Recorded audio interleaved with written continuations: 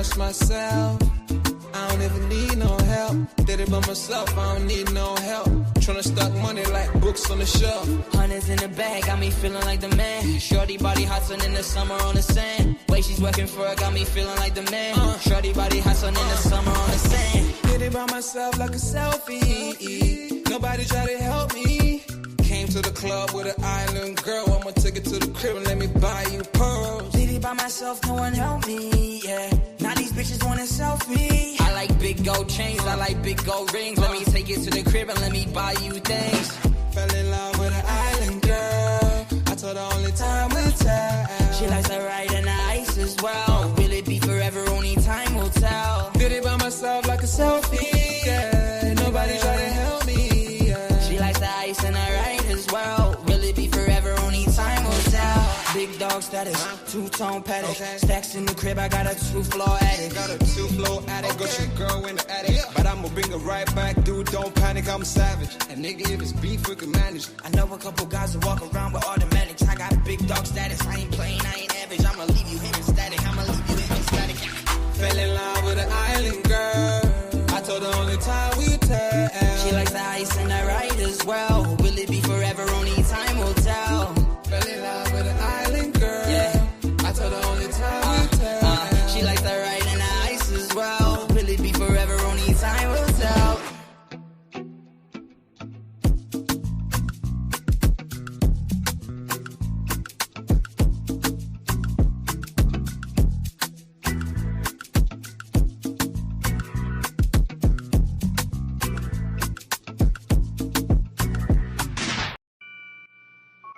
Take note.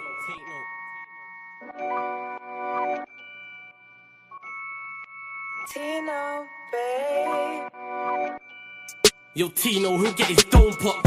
Satin blue on his whip, but he ain't no cop. Don't stop, spray up his motor till it smokes up. Cause what I bought for insurance, I have it wrote off, you joker. Suck on your mum and take note, cause the foreign ring up in his grill. Like grandma stovetop, don't flop. Fuck up the game, like this was Roblox. Oh gunner, running this field, I'm for your walk up. Drum roll, load up a cannon and give her more shots. I put your face on a beam, now you're sword on. Treat you like an old sketchbook, you'll get drawn on. I lead your girl from the back, I'm that raw blood. Wait, who the fuck feels they could do me something?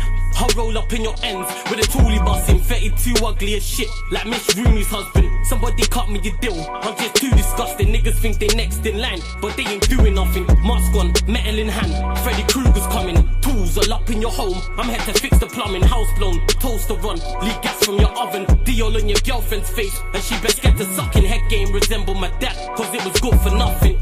Yeah, I'm still vegan, but I'm down for beef. Niggas think they slip with a dialect, but talk is cheap.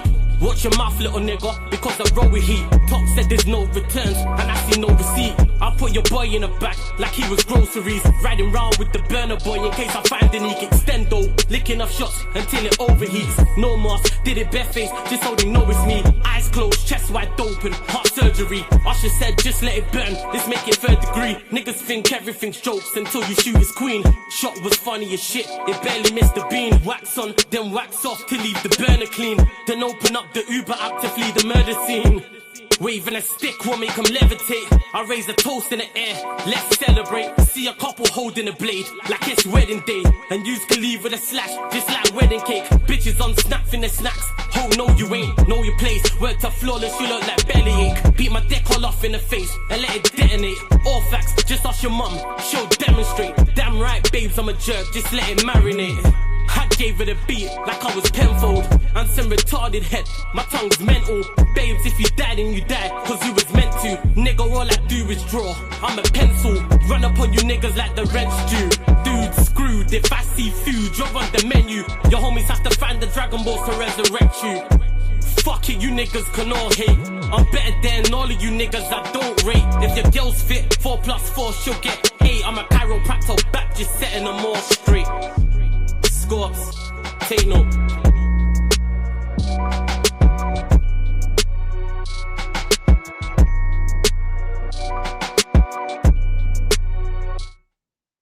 Yes, people. We are back live. We are back live on the Sarcasm City TV YouTube for another edition of the Man Them United podcast, where we discuss all things Manchester United, people. And we're here after a big win at the Emirates versus Arsenal for Manchester United. Carrick makes it 2 wins out of 2. Manchester United win 3-2. Banger from Cunha, banger from Dorgu.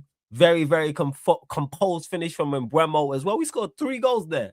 This defense that, can't be broken down and you can't create no chances against. And Arsenal haven't conceded at the Emirates. Haven't conceded more than 2 goals at the Emirates for so long. Haven't conceded 2 goals at the Emirates for so long. And it was impossible for Manchester United to go there and get a result. So I know all the comments and questions are going to be about that. So get your questions in, people. It's going to be quiet. It's how you ain't going to see no Arsenal fans in the chat talking.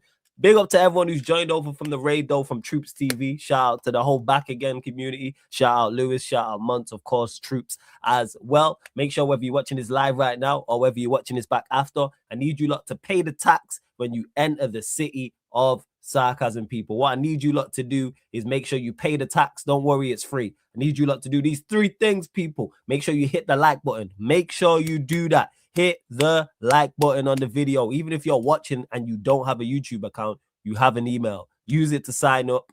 Hit the like button. Well, use it to sign up to YouTube, and then you can hit the like button on the video. Make sure you share this out across all the socials. Yes, it's flawless. At Sarcasm City TV. That's at Sarcasm City TV. Yes, it's flawless. Twitter/X, Instagram. Please retweet and like on Twitter. Share from Instagram. Follow across all the socials as well. And just as important, make sure you hit that subscribe button and hit the notification bell as well. Sarcasm City TV, people. Make sure you hit that subscribe button and hit the notification bell. Road to 17,000 subscribers is the next aim. And make sure you subscribe to Sarcasm City TV Extra as well. Let me add that in the title. I'm going to give my further thoughts on the game. Make sure you check out my match reaction as well, people. Make sure you check out my match reaction. But make sure you subscribe to Sarcasm City TV Extra also. Right. Let's see. Big up FN. Says big up everyone. Hit the likes. We're smoking top 6 packs. Big up Wearer. Says you're also smoking the Harry Wilson will muck you hard pack. Get past Fulham with little fuss. Then you may start calling this a revival. I don't even call it a revival. I'm not even looking that far ahead. I'm not even calling it a revival. I'm not even looking ahead to what Manchester United can do for the rest of this season in regards to top 5. I leave that to other people to have that conversation. I'm taking it 1 game at a time. That's all I'm doing. 1 game at a time, because we've got 6 points. Most people didn't expect us to get. Most people, if I would say, general consensus was Manchester United are getting a point. A point. Max 3. There was very few people who actually had Manchester United getting 6 from 6. And on top of getting 6 from 6 with Manchester City at home and Arsenal away, the performances, it's deserved. That's what it is. It's deserved. It's quality performances. No one can begrudge that Manchester United didn't deserve the victory against Arsenal. Same with Manchester City as well. And that's why I've spoken about results-based analysis so much. Over the moon, shout out to Carrick. I keep shouting out Carrick. Big up Carrick, man. Here to help for real. Here to help. Shout out to Michael Carrick, because not all he's doing, but a main thing he's doing is the basics and just simplifying it. He's just doing simple coaching, which is what I've been asking for the longest. But you had certain people back in the last guy. You had a 31% win rate, and it took him 35 matches to win 2 games in a row. 35 matches it took that man to win 2 games in a row. Yeah. Carrick's come in and done it in 2 games against arguably general consensus the 2 best teams in the league. But big up, haha. What are you telling me? Hope you're good, King. Big up. Says big up, flawless. What a sensational day. Absolutely superb, my guy. Superb. Can't wait to hear this fraudulent spew out. What fraudulent style? Talk to me. Because you had a lot of chat before the game on the preview, Dal. So talk to me. What went wrong? Because your midfield was supposed to run through ours, remember? What happened? What went wrong? Shout out to FN as well. Oh, yeah, the second track people on the intro. It's my bro Scorps. That's an unreleased freestyle as well. I see you there. Word to flawless. You look like Bellyache. He bodied that. And then the first tune is Jodie featuring J North, Island Girl, people. Jodie featuring J North, Island Girl. It's out on YouTube. It's out on all streaming platforms, Spotify, etc., as well. Let's see. Maguire lifting Gabriel while he was throwing a fit and setting him aside was a brilliant moment. It really was. Been watching that second goal over and over. Both of them. Word to Monts, hashtag both of them. The second goal and the third goal. I've been watching over and over and over again. Big up to H as well. Says United. You already know. Big up Chinlu. There's big up Flawless in the chat. I got the scoreline wrong, but I did predict a United win. First to the community, because a lot of you lot did predict a Manchester United win. So I got to give you lot credit. Big up Flawless. Didn't I tell you we beat them if we control the midfield? And we did. You did say that. Just waking up in the morning, got to thank God. Don't know, but today seems kind of odd. No barking from the dog, no smoke. And mama cooked the breakfast with no hug. Those who know. I actually know where their bars are from, but big up Vickering every single time. These Arsenal fans ran their mouth the whole week, and now they don't want to say anything. Facts. Quiet as shit. Lemens looks like a good signing because Lemens just does the basics. But because we was conceding goals and we didn't get clean sheets, people overlooked his performances. I've been calm with Lemens in goal. He's been a solid signing, and he's seven. Actually, he's been a good signing. If you look at the price he was signed for and the wages he was on, he's been a very good signing. 17 million, and we'd say he's been one of the better goalkeepers in the league. Let's say arguably, let's say he's top 10. Cool. Let's say he's 10th. Even though I'd have to go through it and look keeper by keeper, but let's say he's 10th. He's been a solid Premier League goalkeeper so far. Does the basics very well. That's all man's been asking for.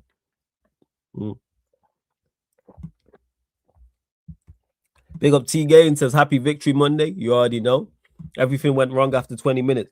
What happened in the midfield? I'm asking you in particular now, midfield, what happened? Why did it go wrong? What happened with Zubimendi, Rice, and Odegaard? Because you were saying that midfield is going to run through our midfield. What happened? Why didn't it happen? That's what I want to know. Midfield in particular.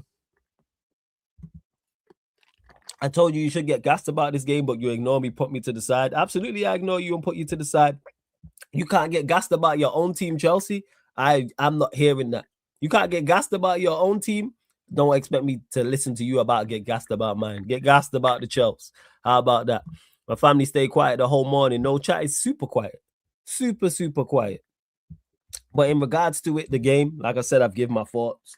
I'll give my thoughts again if there's anything I missed out. Let me start with Michael Carrick, and very similar to my recap of the City game. Simple instructions. And he put the players in positions on the football field, on the ball and off the ball, where they can carry out the tasks required.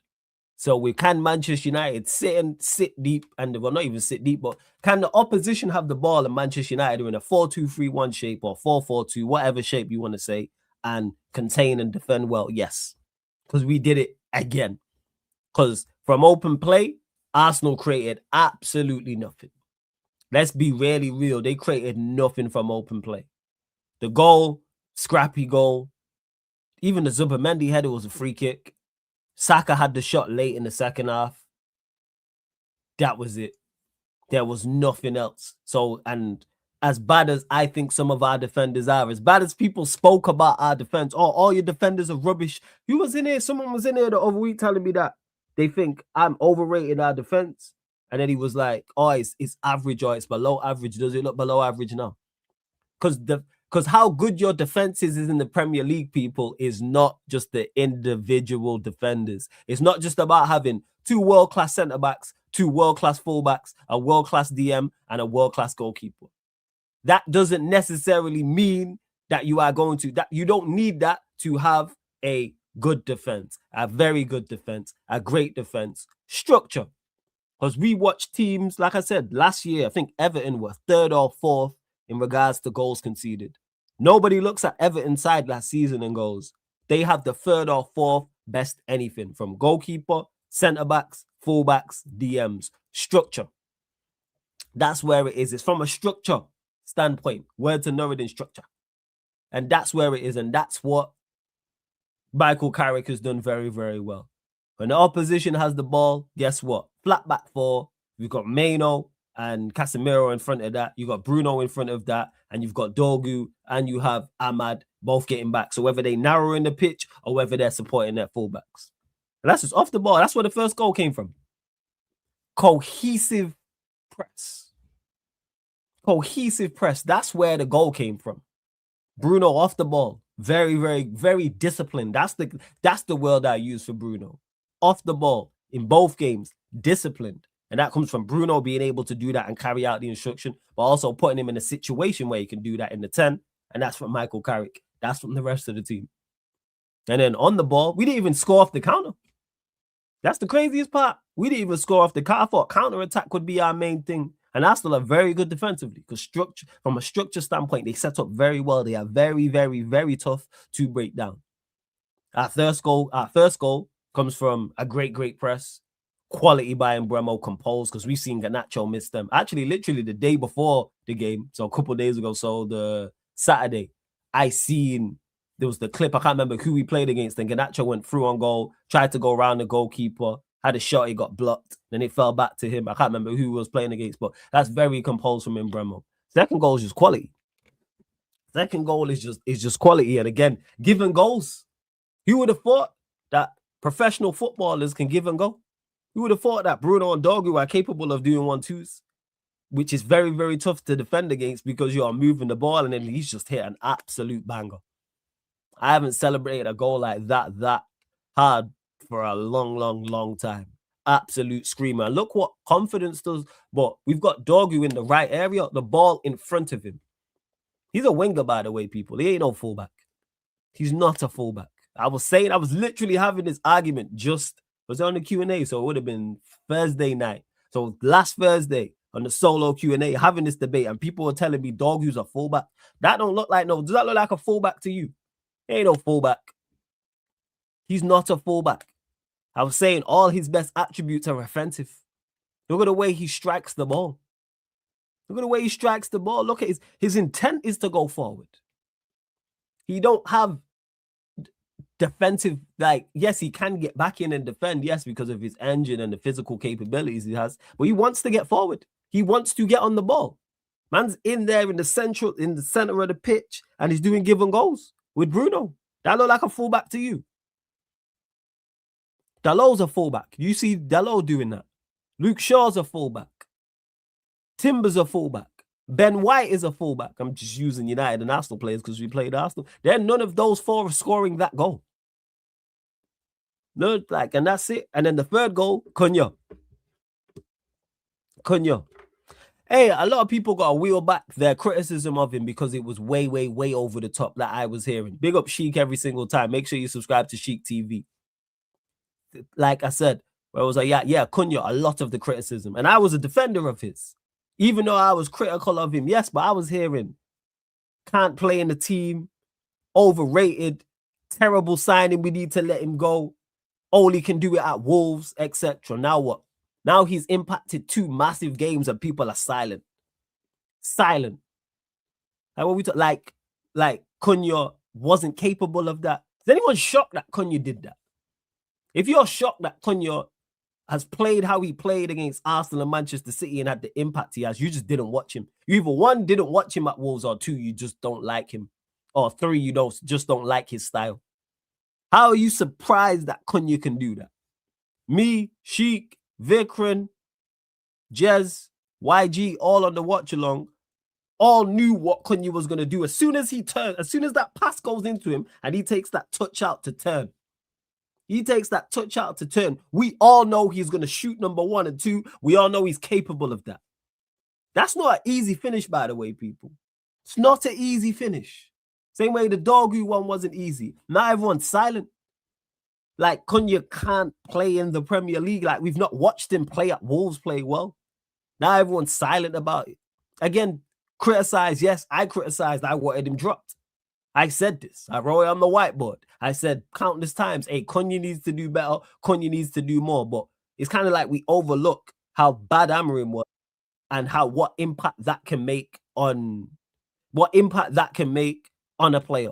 Because we'll wax lyrical about players, about managers at the highest level. So Arsenal fans who back Arteta will wax lyrical about Arteta and tell you how good Arteta is and how much of a good impact he makes on the team. So don't you think it's the same if a manager's bad, that he can impact players negatively? Bear in mind, we didn't see this Dogu. We didn't see this anyone. Dogu was one of his signings, by the way, people. He was signed under him, by the way. We didn't see this Dorgu. We didn't see this Embremo. We didn't say this Bruno. We didn't see this Ahmad. We didn't see this Mano. I even get to Mano. We'll get to that. We didn't see this Mano. I'll send you the link, Kaneki. We didn't see this man. We didn't see this Casemiro. We ain't even seen this Delo and Shaw. Two players I'm critical of and once sold, but they were excellent against Arsenal. Excellent. All right, what we talking about? Yes, it's the way Cunha plays. It has to be exactly. If you play to, guess what? If you play to Cunha's strengths, you're going to see a better Cunha. Who would have thought? Same way you'll see a better Bremo. And even the players I don't rate, like Shaw and Maguire and Delo, if you play to their strengths, and in regards to the players I don't rate, you cover up their weaknesses, because there's 11 players out there, 10 outfield players, they can actually be useful. They can actually be useful. Who would have fucking thought? Who would have thought? What are you saying, Sheik? Yo. You good? Yeah, bro. Good. Again, understatement. The second week in a row, followers are asking me if I'm good after a win. I'm absolutely over the moon, man. Absolutely over the moon. When have we done an episode like this, back-to-back, beating the top of the league table team and, top two teams from the top three in consecutive weeks? I looked up a stat. We've done that before in our history. Back in 2001 or 2, something like that. We beat like the top three teams in back-to-back weeks. But yeah, bro, I'm over the moon 100%. Massive win yesterday. Shout out to everybody in the chat. Shout out to all the United fans, especially. Good fucking morning to you guys. You guys deserve this. We deserve this. After all the episodes that we've done on this very same show, just depressed, just lost, no hope, nothing. We're just suffering like we were in like all the things that our previous manager said. I hope, first thing I want to start off real quick, Flawless, is I hope those people are here today, because I want to hear this tactical breakdown of Michael Carrick in these past 2 games. How has he been able to get 2 back-to-back wins? And how has Ruben Amorim suffered all year? Please be here and please give me this tactical breakdown that you love to give when Ruben was here. And you tried to tell us that the system wasn't the problem. This wasn't the problem.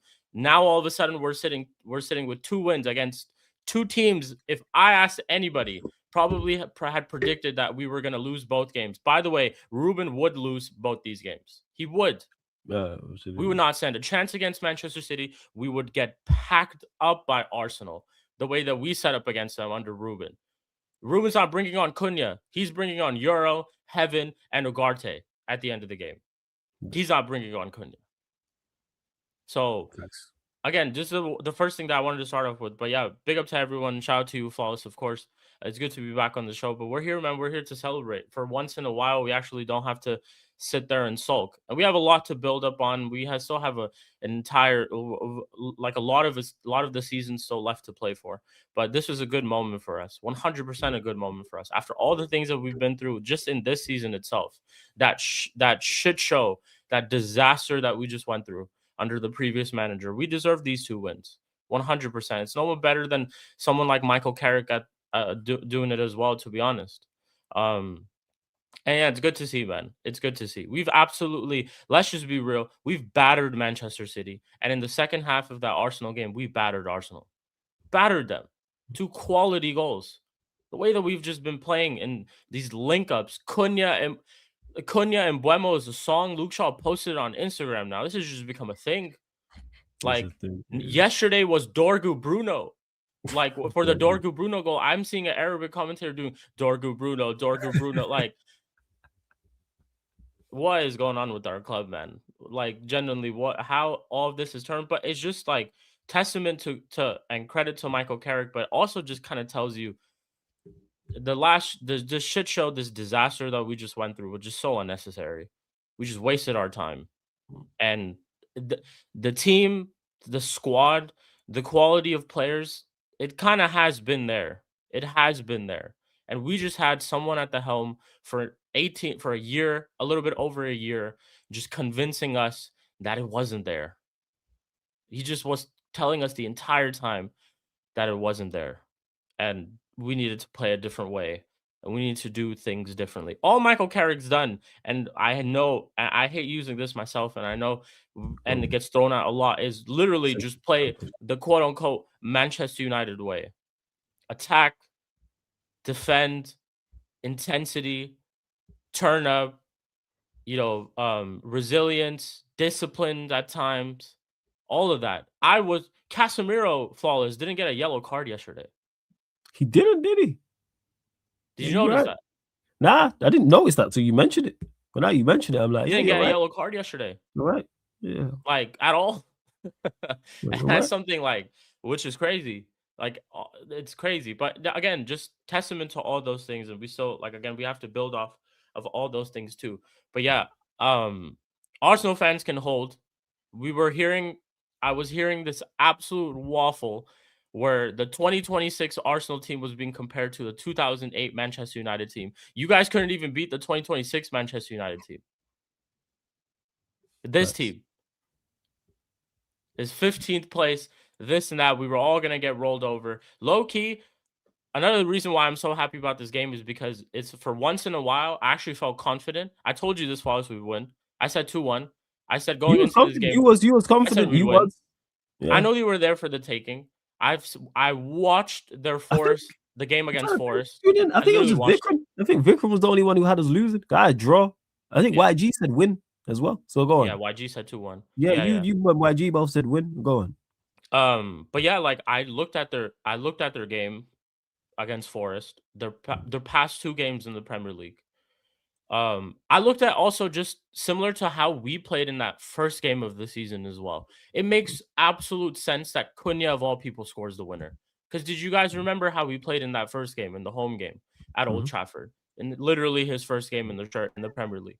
And he felt like he was going to score in that game too. And he was getting the better of everyone in that game as well. He was cooking Gabriel and Saliba in that game as well. Just couldn't obviously get a goal from it.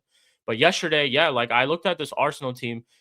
It kind of was similar to what I expected this game would be. I think they would set up far better than us. Of course, they would have more of the ball, much more than us. Of course, I thought the game plan was going to be the counter-attacking type of play. Yet again, it was clear with the lineup that he went. He went with the same exact lineup against Manchester City. So that's what the plan was going to be. The first 20 minutes, I'm not going to lie, we did nothing. We could barely even keep the ball.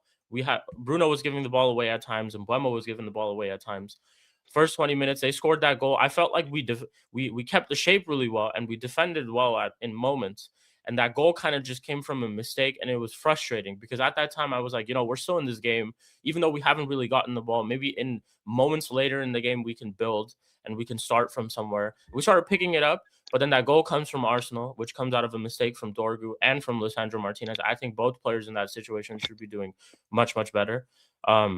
And then the goal comes from out of nowhere, and then they make a mistake. Zubamendi makes a mistake. Simply comes off of what? Us just playing a press. Us doing a press, something that we were actually doing the entire game as well. It's not gonna make it disrespect that Zubamendi assist there. That's his first registered assist in the Premier League. Oh, we'll speak about Zubamendi. Yeah, we'll speak about Zubamendi. First registered assist in the Premier League. He did. That was no accident. He meant to do it. Yeah. We'll speak about. We could talk about Zubamendi because I said, Flawless, you remember this? I've said about Zubamendi since Arsenal signed him. I don't rate him as a player. Remember, and I said I said Liverpool, I told Liverpool to stay away from that guy. Yeah, Liverpool steered away from him. I said this just based off of we played our absolutely diabolical setup in midfield against Real Sociedad at Old Trafford, and Zubamendi was there. We were playing a 2-man midfield against a 3-man midfield, and Zubamendi did nothing in that game. Smoked. Nothing. That man got smoked by Fred. Yeah, never forget that. Nothing that man got smoked by Fred. And not even a prime Fred. This was Fred coming off of an injury. Yeah. Man lost to an injured Fred. But everybody, yeah, man, Liverpool, we got Zubi-Dubi. Yeah, I sat here on this channel and said, if Liverpool are smart, you stay far the fuck away from that guy.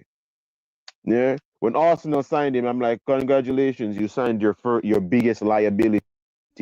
Tony was in here telling me, I don't, shout out, no shout out to Tony as well. And big him up same way, but go away, my guy. Telling me that I don't. People. Sorry, I'm telling people go subscribe to Tony Claude Gunner TV. Yeah, coming out here telling me, he told me, I don't know what I'm talking about with Zubamendi. Not like I've been watching this dude play centre back for flipping Villarreal B team. Yeah, he's not like in the Spanish 2nd and 3rd division. It's not like I've watched this brother and I know what he's like. Said the moment you press him, he's a liability. The person in Spain's midfield they should have signed was Fabian Ruiz. There's way too much videos of me on this channel saying Arsenal should have signed Fabian Ruiz, not Zubimendi. You signed the two worst midfielders from Villarreal. You signed the two worst midfielders, brother, from Real Sociedad. You signed the two worst midfielders from them. What you signed Mikel Moron, yeah, and Zubimendi nothing. Yeah? You signed the two shittest midfielders. You signed two centre backs. And in that midfield, you want to know what they look like against us? They looked like two centre backs. They looked like two centre backs against us. He was a beautiful assist, Chief. That did you see how he cut open Arsenal's backline with that pass? You want to know who he reminded me? He was a Jorginho. It's the assist of the game. You know what I'm saying? Yeah. But I didn't know. He told me I'm back again that the main old pass into Cunha. I didn't know he Meg Rice. I thought he just passed it around. He Meg Rice. No, Rice. Fam, Megan Rice is not something we celebrate. You don't celebrate Megan a tree stump, do you?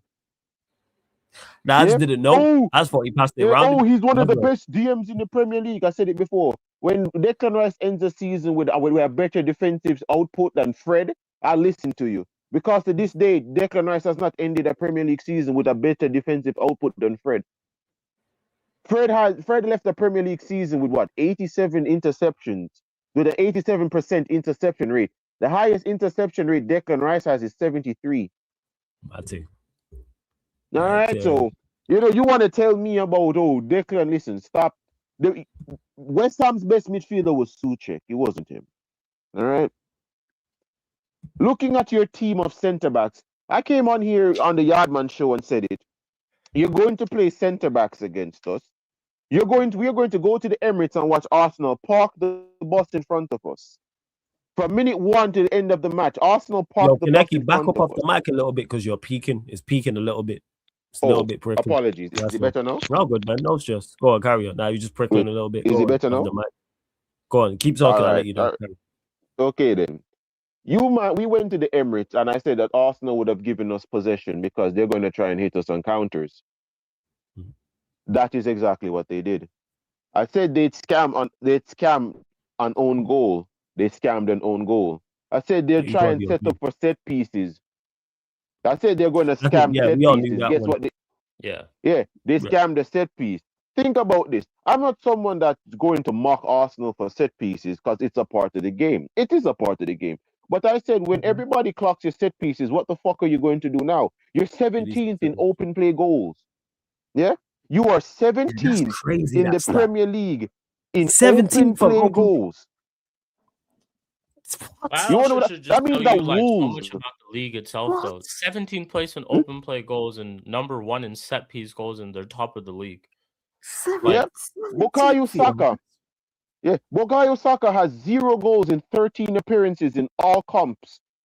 Gyökeres has 0 non-penalty goals in 11 Premier League appearances.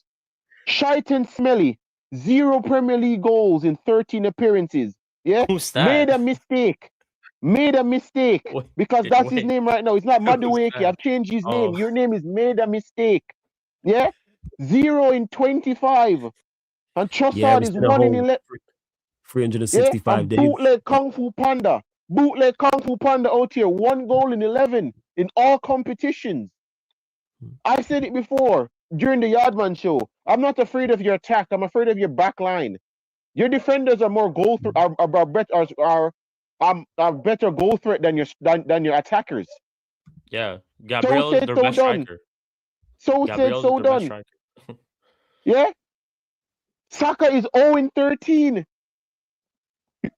So when are we going to start giving this nigga Rasmus Højlund treatments? Yeah, when's that going to happen? 0-13. That means you haven't scored a goal in 3 months? 13 games. That's over 3 months. It's been a minute. You have not registered a goal?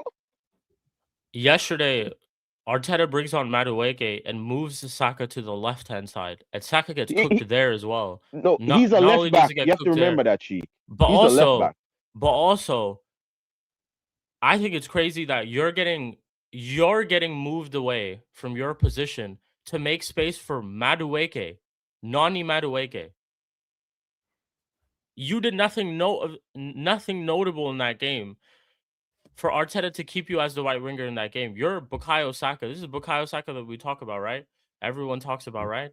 You're getting moved for Nani Madueke. Arteta said, step aside.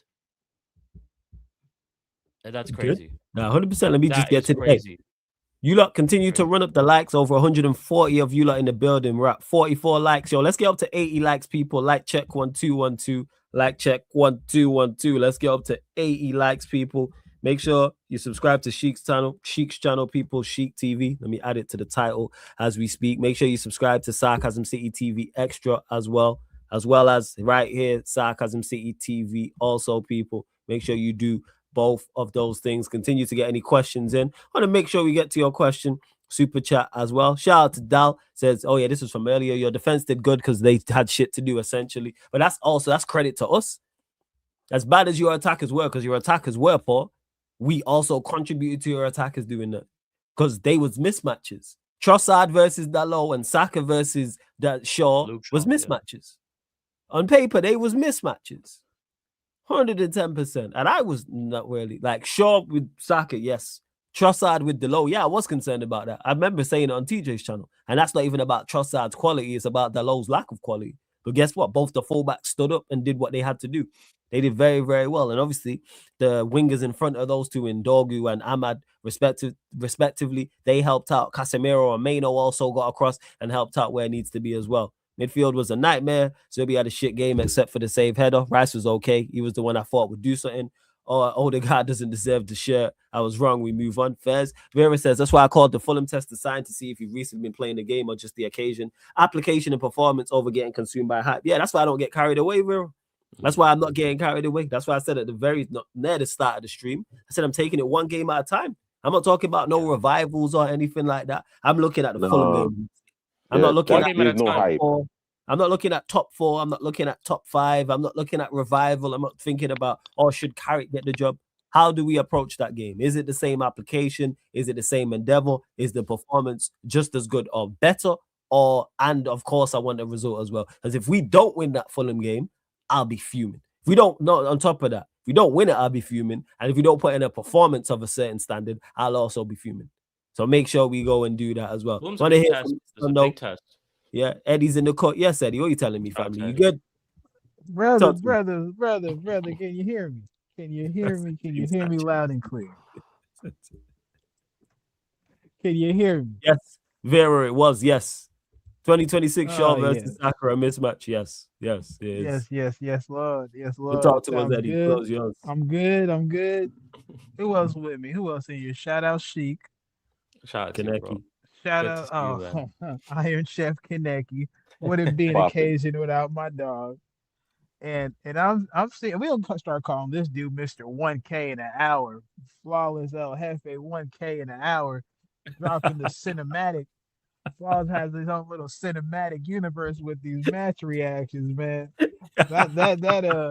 My boy Everett left, my boy found new life. I love to see it. Boy. I love to see it. New life, man. It's that post, that post breakup glow up. That's what it is, fam, yo. Real. Yeah, I know. I'm not gonna say it, but it's got P blank clarity. But we are bro. Just notice how Emirates got sacked and Flawless is out here doing match reactions all of a sudden. That's what I'm saying. We broke up. Now she want to put thirst traps on the gram. But Emirates got sacked the moment he got sacked. We're out here doing match reactions out. Outside, look how things can change. Outside. Like, he got his 1 foot up on the Lambo on South Beach, man. He just posted. That's all that is. You know that clip of like Phantom in New York when he's just looking at like the skyscrapers. He's looking at the skyline, man. That's Flawless right now. Like, come a long way. Enjoy myself, yo, like for real. In his element. What's this? Boy, Eddie, I don't mean to cut you. Hey, Flawless. Remember that guy that was in the chat trying to tell me that I never knew shit? The Arsenal fan. I haven't seen him. I haven't seen him at all. You're not gonna see him. Yeah, the last 3 matches, the draw and lost. I haven't seen that. Brother. What was his name? It was Mohammed. I believe that was his name, Mohammed. Where are you, bro? Him again. When Arsenal get points and United drop, they'll be back in that. They'll be back. back. They'll be back, but I We don't ain't see it seen no happening anytime Emirates soon, inners, man. Kaneki, man. You think some of these Arsenal fans would pull up? We ain't even seen the Emirates inners. They haven't No, pulled up no. yet. It's I ain't seen because them he since he said got no. sacked. He said he doesn't hide. He won't be hiding. He'll be here for when they smoke us at the Emirates. So that's crazy. I've been in the streams the last 3 days. You know, the last 3 days, not 3 days, the last three matches. The draw and the draw, I didn't see him. Big up Ram as well. Now they got their shit kicked in. I'm waiting for him to pop up in the chat to tell me what the fuck happened. Yeah. 2 points in 3 games, you know. Come on, man. 2 points out of 9, I don't see him. I don't see him. All you bunch of fair weather fuckers. Win, lose, or draw. My face is here. I'm in the stream. Come on, killer. I am in the Yeah. stream. You Come bunch on, of you know fair what- weather A lot fuckers. of people ain't got heart like you though to be that, because a lot of people That's want what to I'm survive, saying. but we survive, yo. We survived Ten Hag and Amorim. That we Let's literally call it went what from it is. we Flawless. literally went from hostage situation to hostage situation. Flawless. Like that's If these literally what it was. if these guys had sacked him in November, we'd have been top of the league right now. You know that, right? No, fine, I I didn't wouldn't think put it about it past because it us. just get We don't even. But I'm gonna tell you. No, I'm gonna actually, tell you I what it actually thought of is. that too, and he's We right. got- We'd we actually got- be a lot high up the table in some If of the they had games. sacked him in November, we'd have been top of the league. Beating Just look Arsenal at some- today would have yeah. literally have put us, if not 1 point behind them, 2 points in front. Even pissed me off. When I start looking at all the Yeah. daft points we've dropped, yeah, that's why I don't That's what even I'm want to saying, start. bro. Everton putting Yeah, it because together. November and December, that was our easiest runs. Those were our easiest run of games. Everton November, at home, December Spurs was our away, easiest run of Burnley games. away, West Ham I at understand home. everything. It's like 4 or 5 Let games me- already. let That's me- let probably me like just live- Everton. let me just live right Everton was now. in that as Let me well. just That's live 9 in right points. now. Yeah, go on. Let Let me Eddie just have his live in thing. this Go on, Eddie, right go. now. I hear you, brothers. I hear your disappointment in the Ineos group. I hear all of that. Let me just live in the 3-2 right now. Yeah, live in the Yeah. moment. Just for brother, right Tom. now. Yeah, Just because we don't have time to cook them Yeah. bastards. Because I'm with y'all. 10 toes down with y'all. Okay? But this right here. There's a saying we got on my side of town. We call them porch puppies. Right? Mm. On the porch, they got the teeth showing. They barking. You would have thought these dogs had rabies. Once they hop off the porch, crickets, whimpers, pissing down their leg. People, that is a microcosm of Arsenal Football Club. Let us take this moment in, people. We have exposed them truthfully for the frauds they are. They told me they had one of the best attacks in football. I've seen stats that rival Rasmus Højlund. 007, 0010, 0013. Right? I'm not talking about their bank accounts. I'm talking about their goal tallies. Pitiful. Now, I once coined the term. Oh, go ahead, Eddie, Kenny. Yes, don't forget please. 0025. Don't forget 0025. Who was that referring to, boss? I made a mistake. He's By the talking way. about by the way, yeah. By the way. Oh, by the way, Made hey a man, mistake. listen. Shout out Ruby Rose. That's all I'm gonna say on that one. So we have that going on. Now, Love I is a coined the crazy thing. phrase. Love is a very crazy thing. Shout out Ruby Rose. Shout out Saweetie. You have jobs to do. We respect that. I remember I coined the phrase marathon runners. And I was talking about badly built midfielders. And unfortunately, I put that one on my own. It felt kind of good too, but it's even better when you can apply it to two other ones. Martin Odegaard. Zubimendi, I don't know your first name. I don't think I'm ever going to have to learn your first name. Brother, you are some marathon runners. The softest pair in the Premier League by far. By far. I had to see, when Lee Gunner talks, I try to listen to what he's saying between the cussing and just the outright crash out.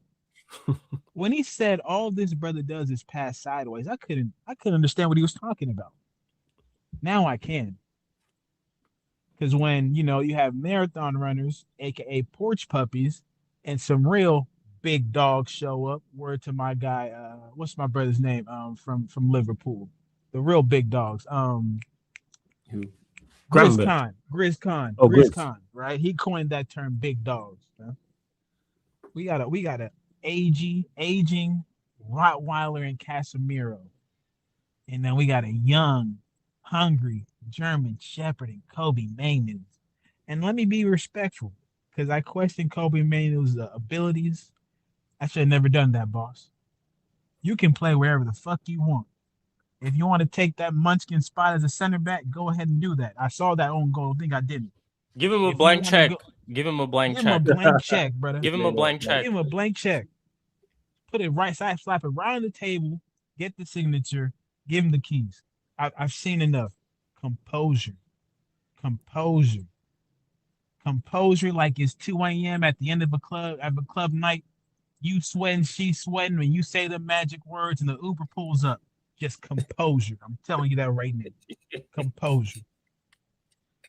My attackers. Oh, Eddie, I'm sorry. Flawless. Can I say something real quick? I just want to emphasize Please, as well. please, Our please, fraud, please. this absolute fraud of a Portuguese manager, Ruben Amorim, was trying to tell us man. that Kobe Mainoo cannot start in this team. Kobe Mainoo, by the way, after all this time that he spent away from the team, we like to say, right, oh, he's not been given game time and he's not fit and he's not this and that, all that type of stuff, right? He's just walked into a Manchester derby and an Arsenal game at the Emirates and he's bossed it. Both games. And on top of that, Both she games. covered the most ground out of possession in both games. Yes. Come on, man. Come on, man. A man that's not mobile and can't run and is not Yes. physical enough to play in the Premier League just covered the most ground out of possession. You know why? Because when you give him certain times to cover ground, he'll do that. He's just running around out there chasing people around like an idiot. Semenyo's still running. Semenyo's still running around. He's still Brother, sprinting that's somewhere. exactly what they said when Bruno came in. Bruno and Pogba can't play. You want to know what happens when you have an intelligent player and someone that knows how to attack space? Yeah. You put the person that can attack space into the space and let the person that can actually control the game, you put him in a position where he can control the game. It's weird, isn't it? Oh, so you teach them how to be a partnership. No. Meanwhile, I was told that, Bruno and Kobe can't play together. But we're going to leave that right there. Yeah, I just wanted to mention that real quick because there was lots of disrespect.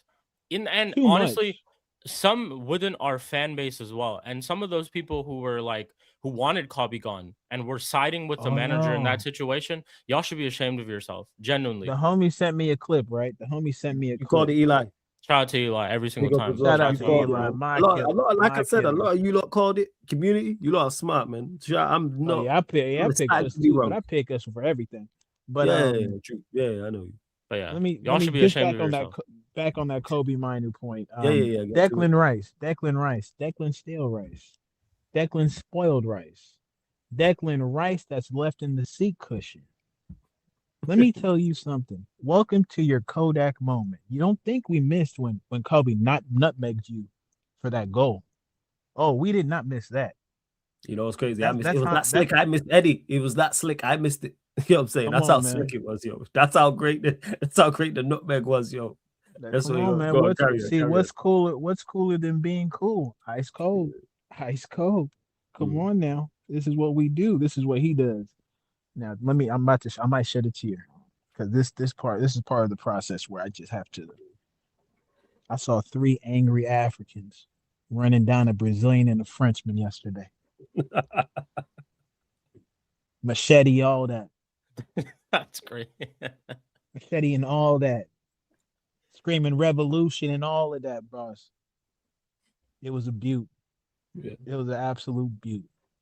I can't tell you enough. You can just see the difference, man. You can just see the difference in shatas and fake shatas. I'm just telling you, bro. Think about this. We have talked how long about the technical side marrying the athletic side of our club. Yes. I don't know how many years we've all been on here preaching about the moment those two things intertwine, the moments when you start seeing good football. We had one-touch football that almost looked exactly the same, right? When you look at the Facts. Cunha goal to the Dorgu goal side to side, that means these brothers have trained that. They've played that. And look at us, man. We got better goals in one game than those scrubs have in their whole season highlight tape on their pitch. When they talk Dorgu about the scored like one of the Arsenal, goals of the season. That's literally one of the goals of the season, and let's think about it now. He got 2 of those for contention: the Newcastle finish and this one. And he scored in back-to-back games. Scored in back-to-back games. So that whole Dorgu as a left back, wing back, that shit dead. That shit dead. Yeah. We found our left winger for now, and hopefully continue this form. I'm not going to risk for anything, because the good thing about Dorgu is he even now has, imagine having a winger that attacking with defensive discipline because of how he's come up through the ranks in our team. And so, yeah, man, those to my 3 Africans, bro. Viva la Revolution. Like, I'm just telling you this right now. We fucking some shit up. And then we got that can't go back European, Benjamin Sesko. Yeah, I see you, big dog. I see you getting involved for the goal too. Can't go back European. Can't go back Europeans, man. You Can't gotta go back understand, man. Diabolical. You know who at the top of that list? Vidic at the top of that list. Vidic on some can't go back business. Yeah, he is top of that guy. You feel me? European can't go. He is top of that list. Hey man, it hit different when you eating cereal out of a mortar shell. I'm just telling you. It hit different. So I'm seeing this all come together under the guise of a Mr. Michael Carrick. And I don't know, y'all tell me who his backroom staff is, right? But that 4-4-2 setup. Oh man, that's that English bulldog football right there, boy. That's just a stat to throw out there too. Michael Carrick's currently unbeaten at his entire tenure at Manchester United. Man. Let's go. Come on, man. Yeah. In both times. And he's beaten Mikel Arteta twice. Come on, man. Home and away. What are we talking about, man? What are we talking about? This guy has come in. And another thing I talk about is the three things I look for in a successful sporting team, regardless of the sport: tactics, character, skill set. He's established a set of tactics that maximize the best of our players. He's enabled their skill sets to shine, right? For what it's worth, I can't stand Bruno, but I'm seeing Bruno play one-touch football. I'm seeing Bruno press responsibly.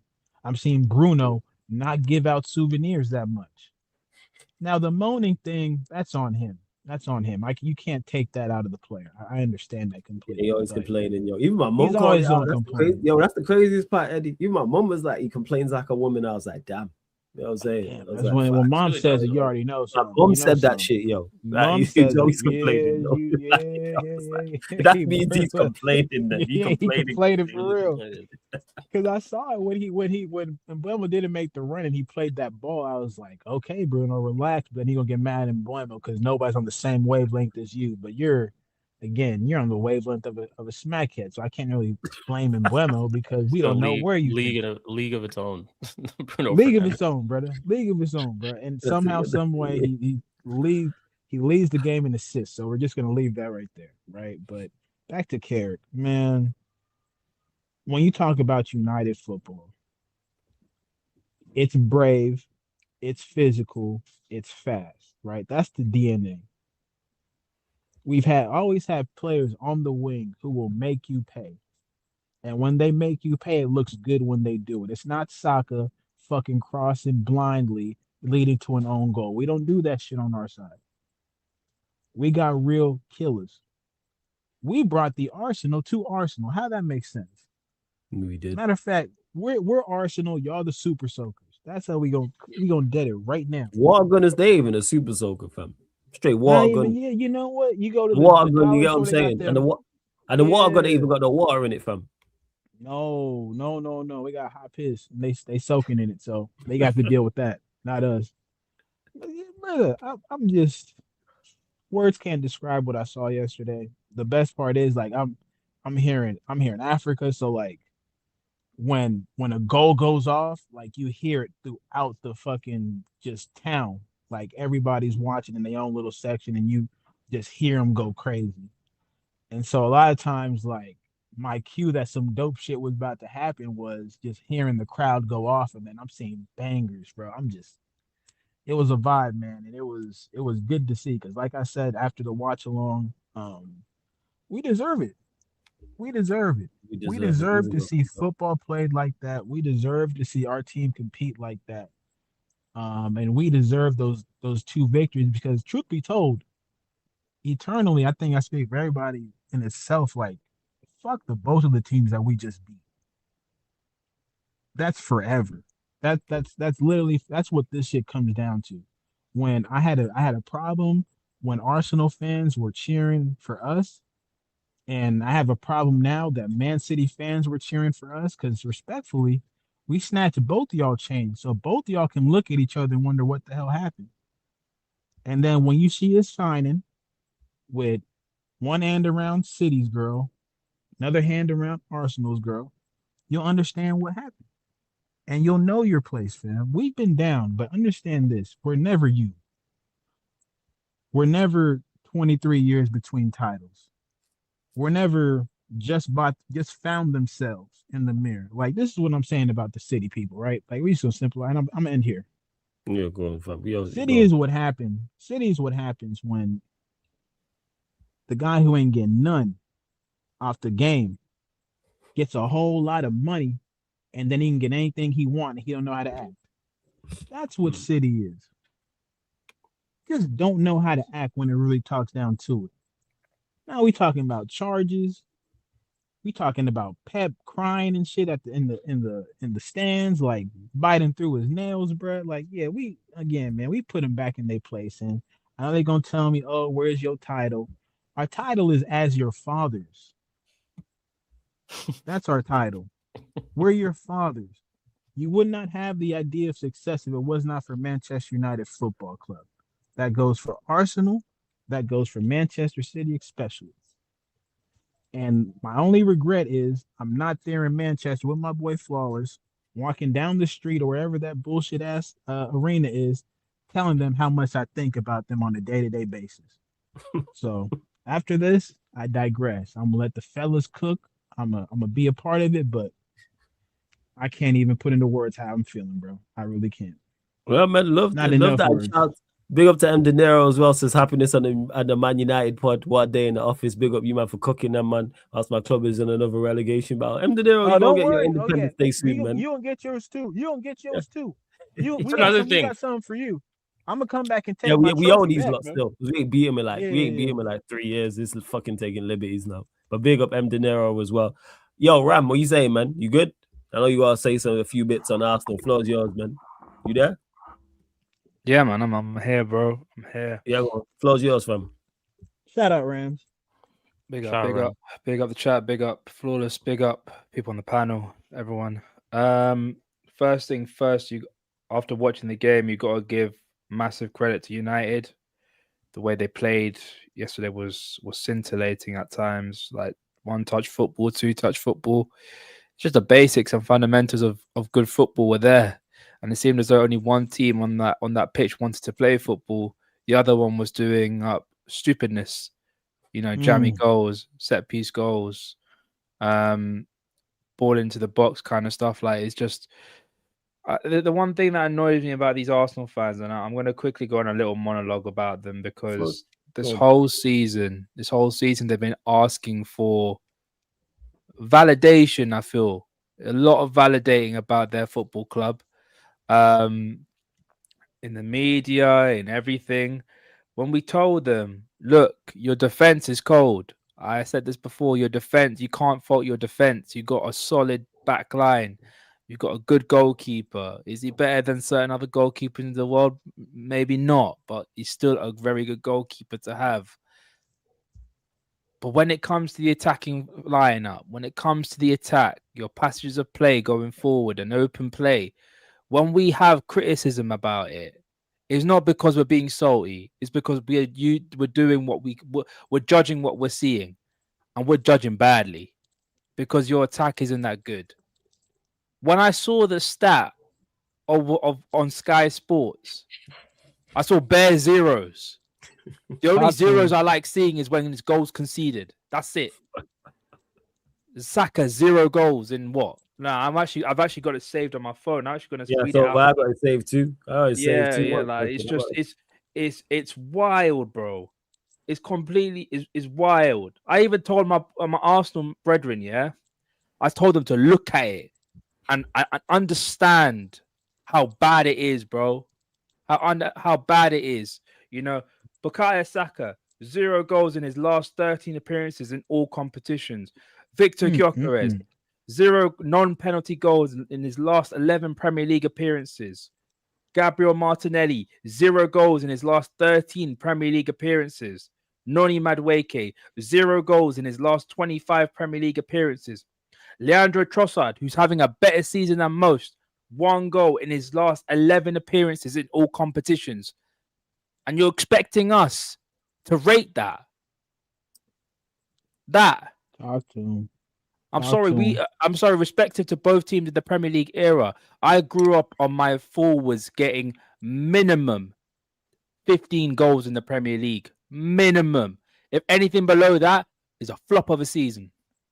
My wingers would get 20 goals minimum. Mane and Salah. Come on, if now. it weren't that, it was 30 goals a season. That's the expectations.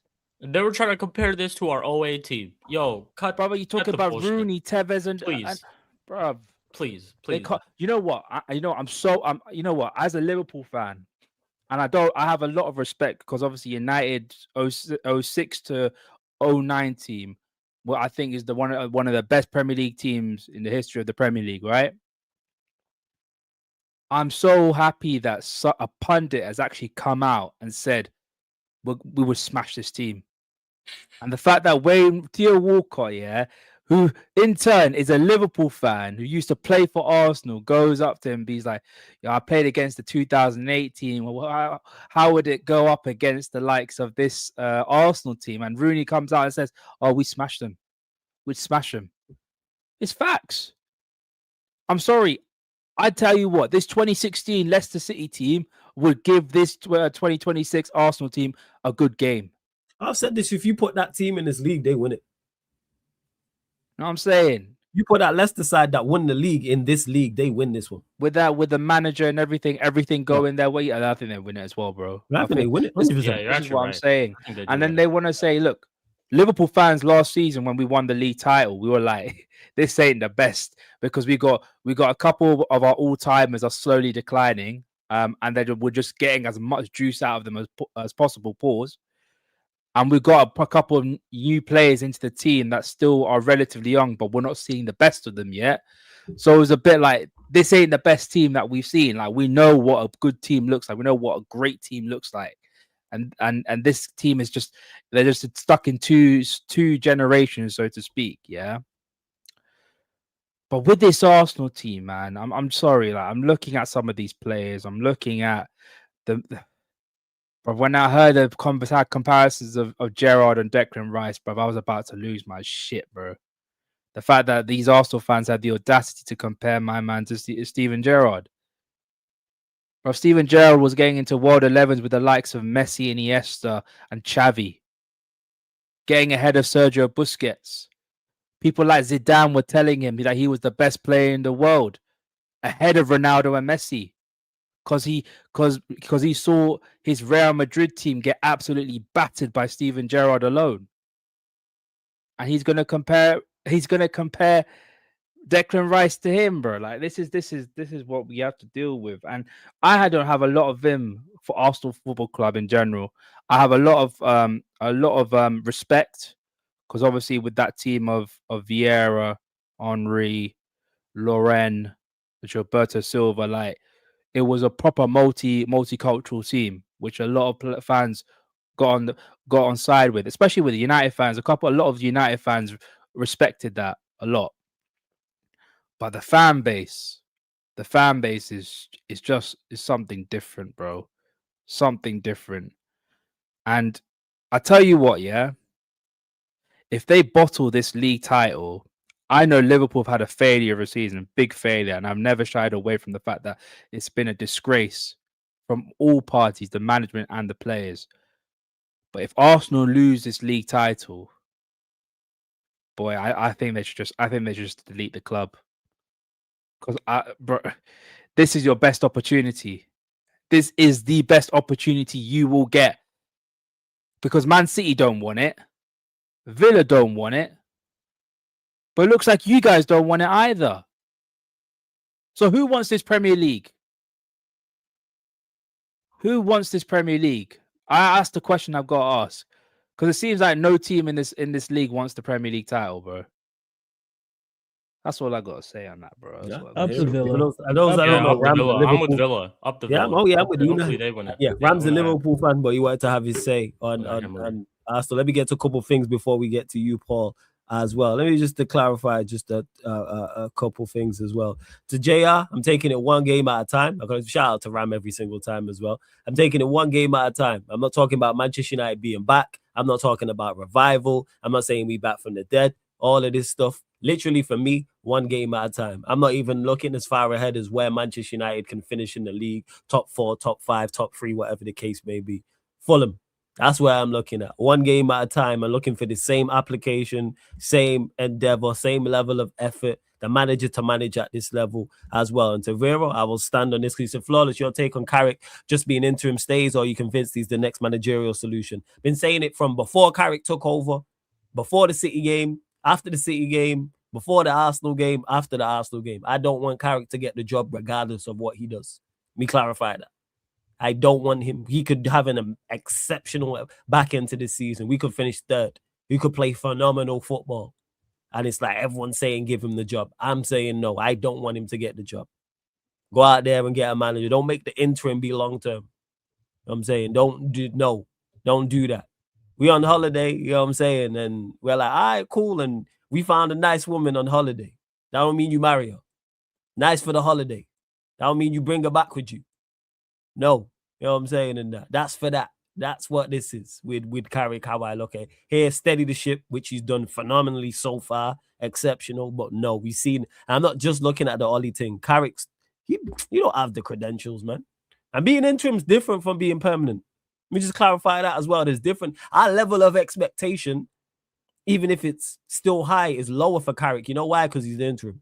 I know my expectation for him is much lower. I speak for me, much lower. Because if it's the permanent manager, I'm saying go and finish top 4, top 5. For me, if Carrick don't, I won't look at it as a failure. That's just me. Is that a goal? Yes, but my expectations for Carrick are lower, not because I don't rate Carrick, because he's the interim manager. Steady the ship. You're interim. I don't put permanent manager expectations on the interim. No, you're here temporarily. What are you saying, though, Paul, man? Thoughts, talk to us, man. Thoughts on the win, etc., etc. Hey, man. How's everyone doing, man? Have a good day. Good day to everyone in the chat. Good day to the people in the chat, wherever you guys are in the world. And my guy, DJ Paul, baby. Yeah, you know, I had a good weekend regardless of the game. I mean, on Saturday we was outside, but that's another story. But when it comes to these Arsenal guys, oh my God. You see, they were running their mouth. They were like, nah, this game ain't really important. We treat you guys like how we treat Burnley. Like, you know, when I was hearing that, like, I was like, damn, y'all don't know who we are. It's like you forget every record that you've had has been ended by us, whether it's the Invincibles and whatnot. But I don't really want to go far back before they start telling me, oh, you know, you just like the History Channel too much, so you really just like going back in the archives. But factual is that we always end your runs. We always end anything that you have going on. Look at unbeaten at home this year until who? Manchester United stepped in the chat. So I don't understand this whole disrespect towards us. Again, I kind of understand it because we've had such a shit ownership and we've had a Portuguese terrorist for the last 14, 15 months. So I understand why you might not put respect on our name. But still, it's very, very dangerous to talk how they talked right before a game, knowing that they've not been playing well, knowing that their attackers, how can Mbumo, who's not even really a striker, have more goals than your actual number 9? How can Saka, how many open plays does this guy score? I mean, this guy, I think it's like 3 or 4 in the last year, something like that. In the last year. Yeah. Diallo, who's been playing that wing back, probably has more goals than that. Yeah. You know, Cunha, they've been saying Cunha's been poor. Okay, then what happened last on Sunday for the winner? Like, I just don't understand these guys. Like, our team's not the greatest, but one thing I could back us to have is that we have a better attack than they do. I would take my attackers before I take them. Look at Madueke. This idiot kept running the ball out of play. I was like, yo, I think he's playing for us. I think he wants us to win. Gyökeres, that fucking Swedish cyborg, couldn't even score a one-on-one. I'm like, yo, these guys are rubbish. Rubbish players. Trossard, who I kind of rate, didn't do anything. Martinelli didn't come on the pitch. Eze, Mr. Let It All Work Out, scored 3 goals against Tottenham. I've not seen him since. Odegaard, no shoulder guard. Always timid. Anytime it's time to shoot, never shoots. Zubimendi, that clown. When you pressure him in front of goal, he gives up the ball. Declan Rice, overrated. Only thing really good about their team is the defense. And even that, they conceded 3 goals yesterday. Arsenal, you are not there yet. We don't win trophies in January. There's actually 5 more months to play. 5. 1, 2, 3, 4, 5 to play. And you're only 4 points ahead of City now. So you know, if anything happens, it's squeaky bum time. Running your mouth, telling us we ain't this, we ain't that. Come on, man. Put some respect on our name. Manchester United for a reason. Red Devils for a reason. Every Big 16 knows this. Even Liverpool know this. They know even at our shittest, they can't underestimate us. So if Liverpool, who got more trophies than you, notice, who is you to then come to our face and tell us we're nothing? Man, I'm tired of these guys, man. I'm happy we won. These guys. Because I remember you saying this before. When we spoke a couple of days before. Yeah. You were saying you gotta win. He was like, they talking too much. No, they talking too much. I'm like, no, they gotta win because I was seeing too much like on my timeline. Like I was watching the show with Rance and DG, and I was just like, wow, the disrespect, like it's too much. It's like, yo, they were like, yo, let's skip this game. Leeds is the most important game. I said, whoa.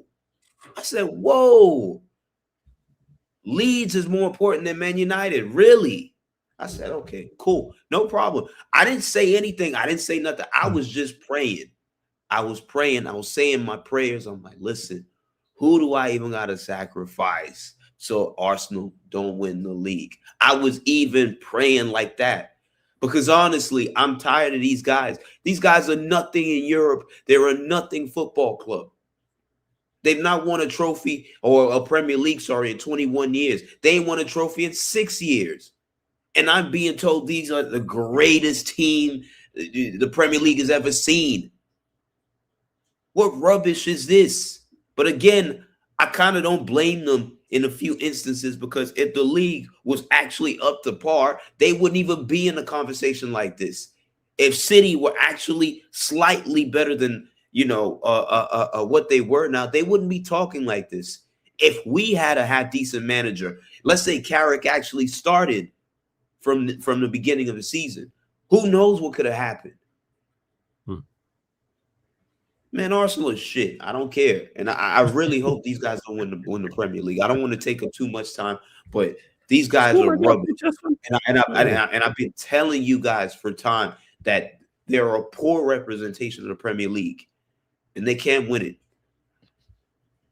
Yo, that's fair. Yo, cuz shout out Northside for the raid as well. Big on my G Northside. I bet Northside's still cursing. I need to catch all his content about catch up. So I know Northside is still was cursing from the game started all the way up until now. So shout out Northside, run up the likes, hit the subscribe button. What are you telling me, Cuzzy, man? Thoughts on the game, man? Talk to us. What are you saying?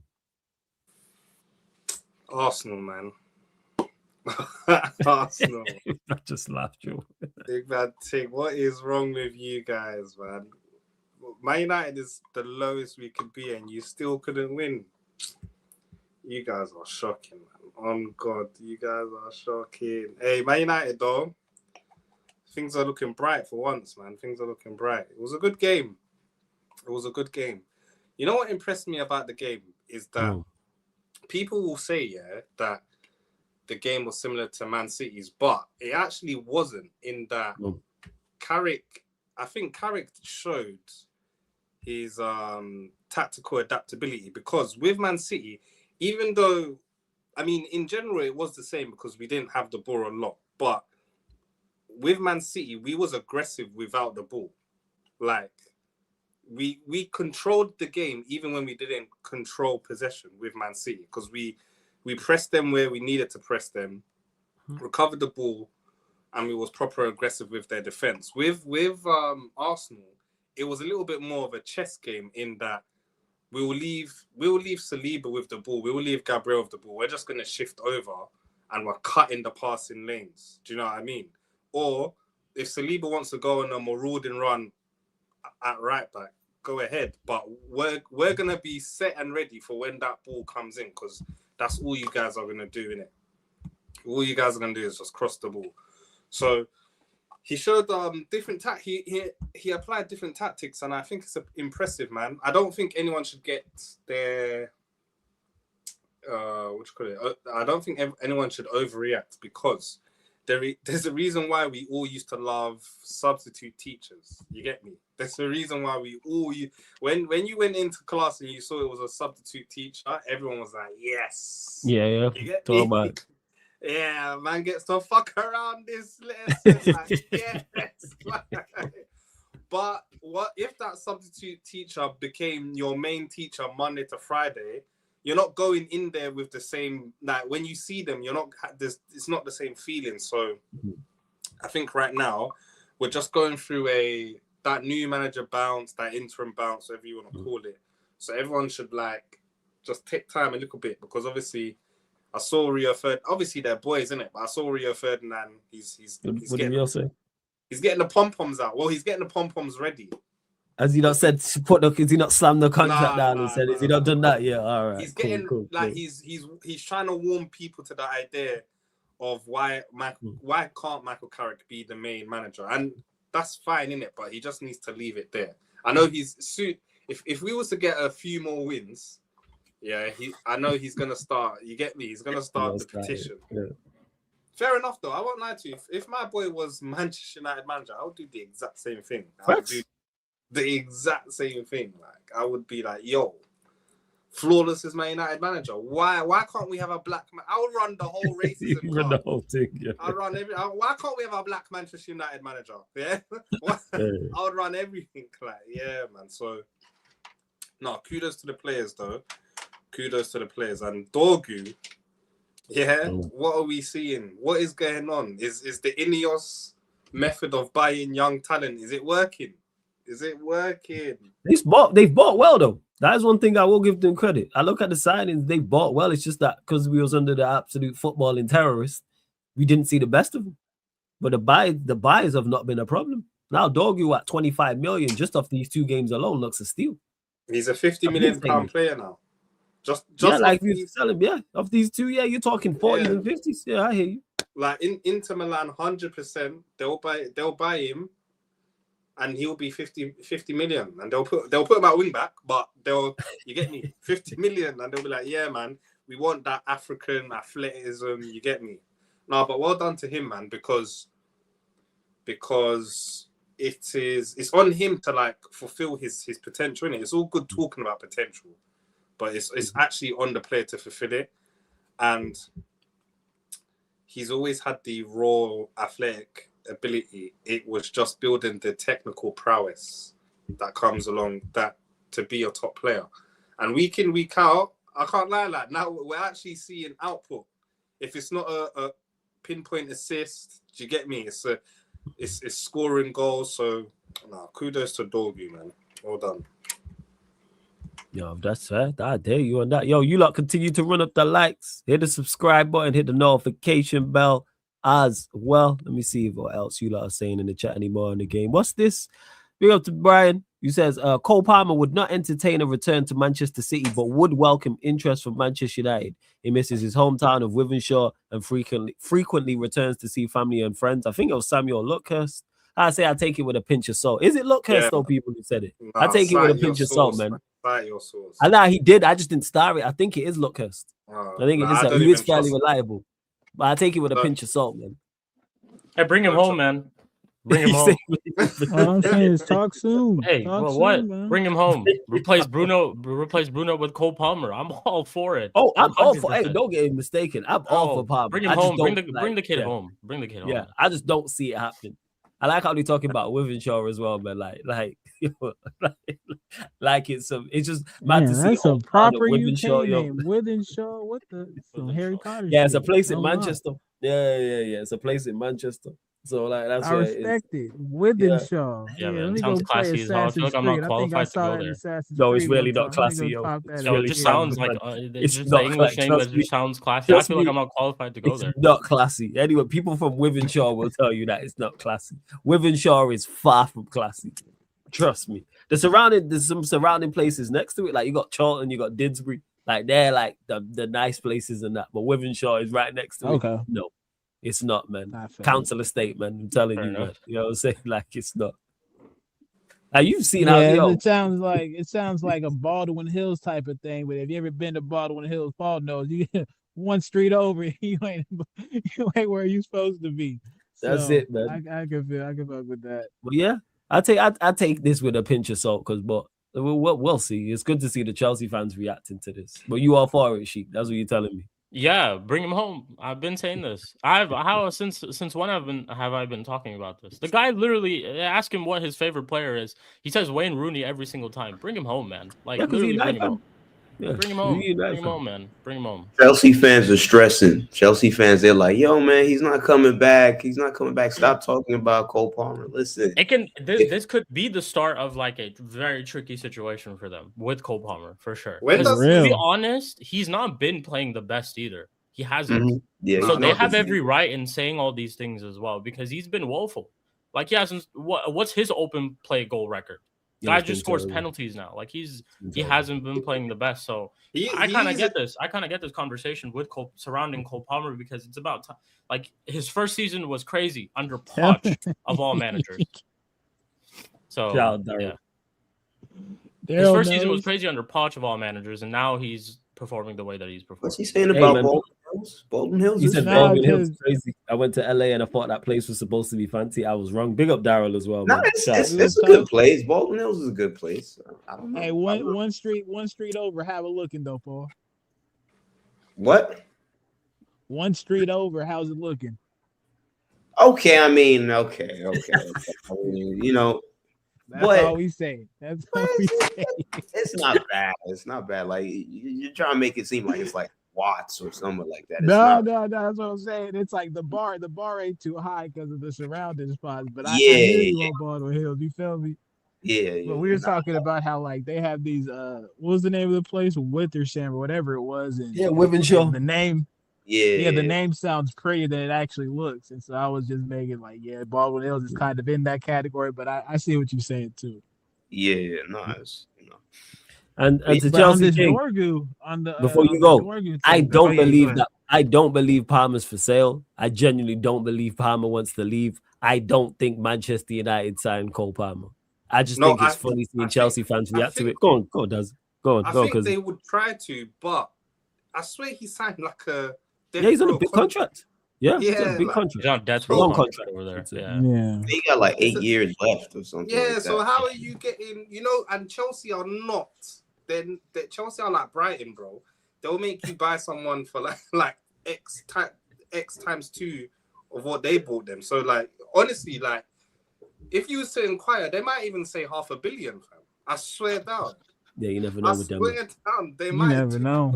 You never know for real. Yeah. Well, So no, shit, they Chelsea did Kings, never know. buy Go ahead. Garnacho, so anything's possible. Anything is possible. Hey, I play with also don't Garnacho. think like he joins. I just like rattling Chelsea fans because clearly this is For like a sure. sensitive topic. This for sure. It's It's so mad my sensitive, God. yo.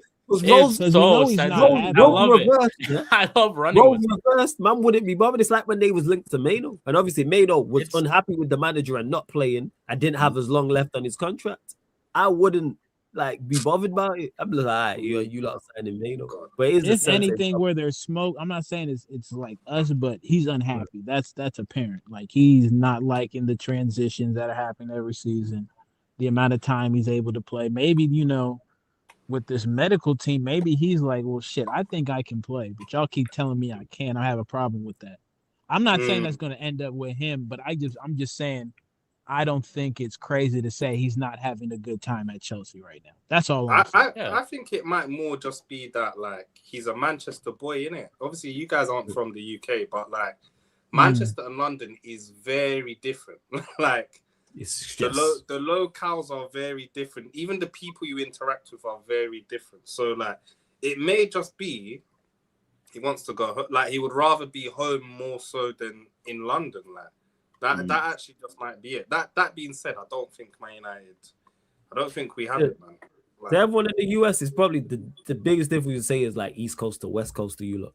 Like, I'm from the East Coast, so it's like living out in California is different. So I can understand that correlation. There you go. Then. So like, yeah. as the saying there, it's about like being in like London. People are like, oh, it's not that far. London and Manchester is vastly different.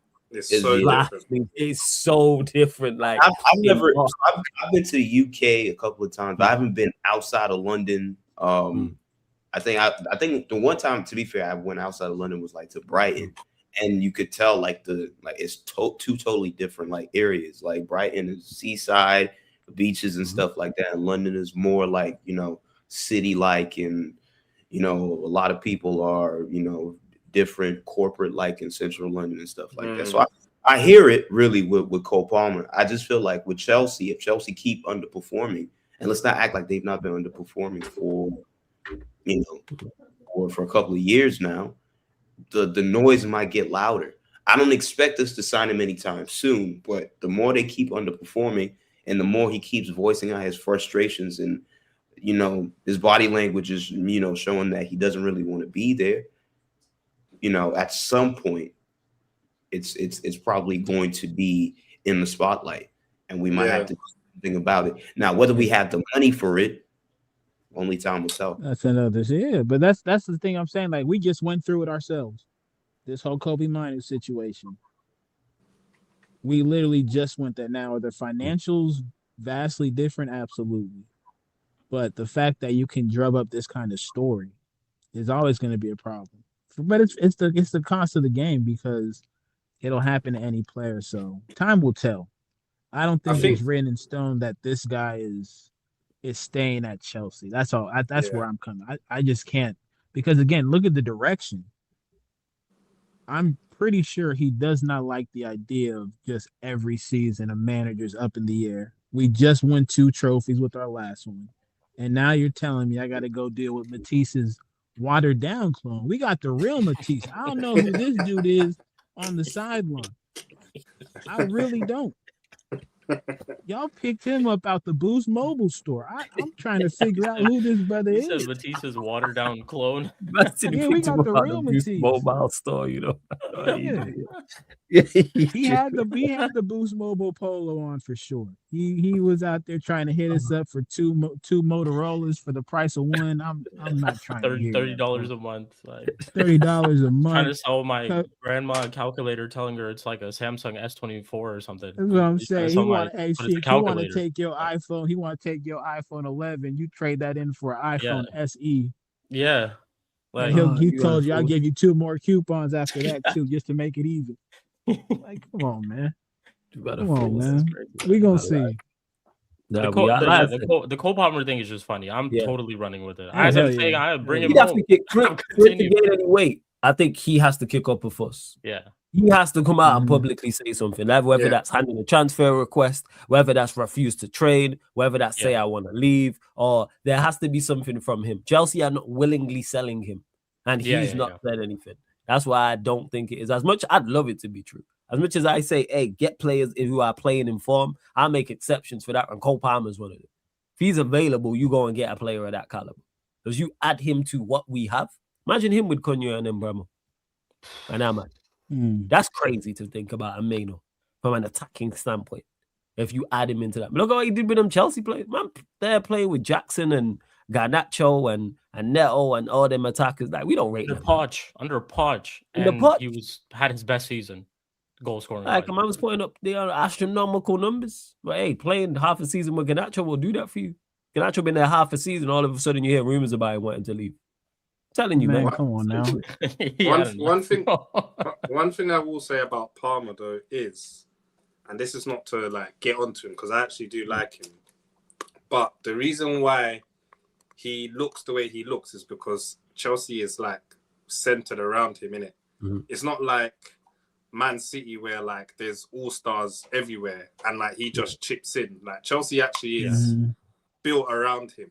So that being said, he's not someone that's gonna backtrack. Like he has Caicedo and Enzo for that. Do you know what I mean? So like he's actually just left there to try to score or assist. So I wouldn't be surprised if we was to get him, and then people be like, "What? Like, like he doesn't track back. Like, what's Cole Palmer doing?" For sure. Like, I wouldn't be fair. Let us start losing. Start losing a couple games, bro. The way he looks, just the way he plays, they gonna kill him. I completely agree with that point too, because if he does end up coming to our team, he wouldn't be in that main man type of role because we have so many other players as well, Cunha and Mbeumo, Palmer. We got like some Mainu. We got people who can step up depending on who we sign later on too. Right now at Chelsea, he kind of is the main man. In their attack, he probably is their best attacker. Oh, he literally is. Without doubt. No doubt. And I think maybe that's why there has been a little bit of frustration from him towards the board too, because sign some more players. Takes a little bit of pressure off of me in certain games. And then you don't have to rely on me. And then you also don't have to rush me back from injury, because that's also been an issue. He hasn't been fully fit since the Club World Cup. Since he picked up that injury, he's been on and off. I've ample of times I'll heal before a game. Cole Palmer's fit. All of a sudden, he's not fit before the game. Like he's not going to start anymore. And this is just because of like injury problems that he's had. And I think maybe there's just like vents up frustration.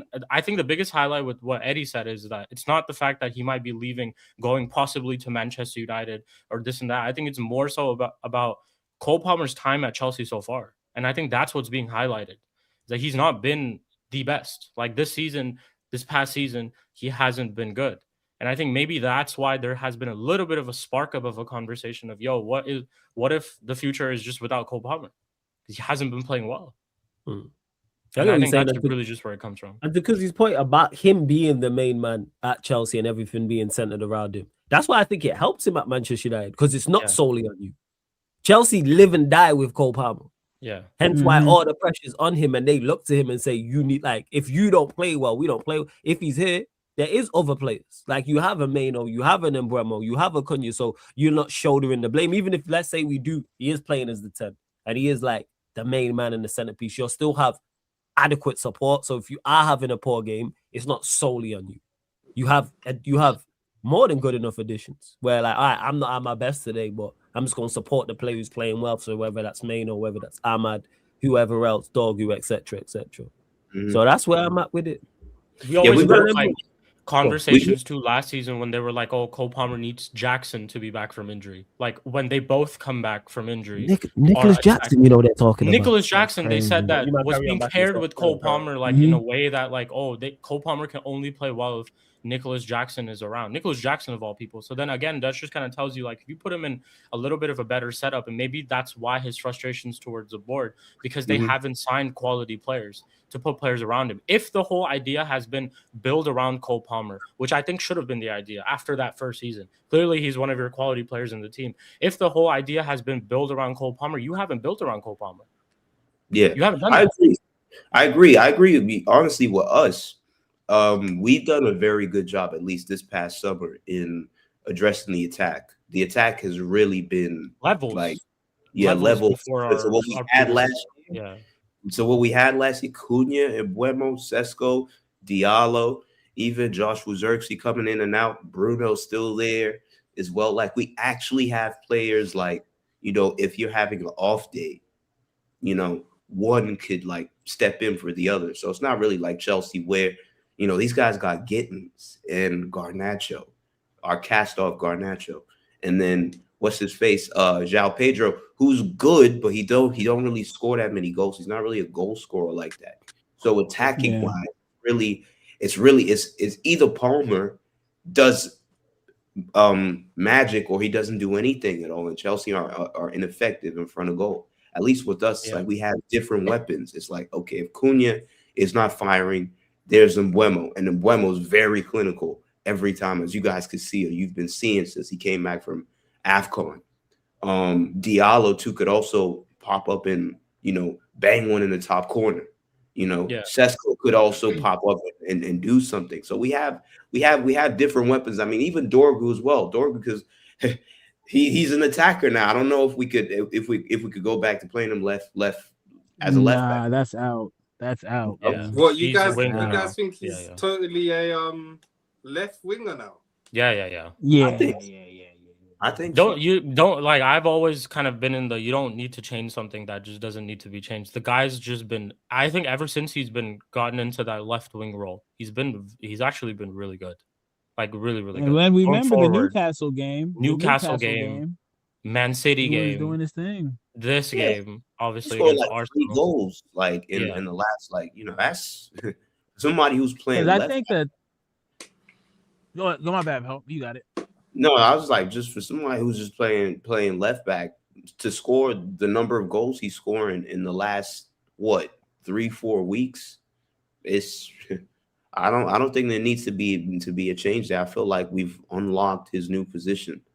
So yeah, I've been very critical of him too. Like we've talked about it on this show, like on match reactions all the time. I've been very critical of him at times, but I think that was just because we were looking more at his like defensive side, and I think that just with the way that he was set up in that team, we were looking more at his defensive side. But even at times when like we were expecting him to cross a ball or he was getting in good positions going forward with just how that wing back setup was made, there were glimpses of times where you were like, okay, he makes right decisions. Maybe sometimes his decision making needs to just be better. I think with just this left wing role, he's just a completely different player, in my opinion. Like completely different player. A lot more explosive. I think he takes a lot more risks.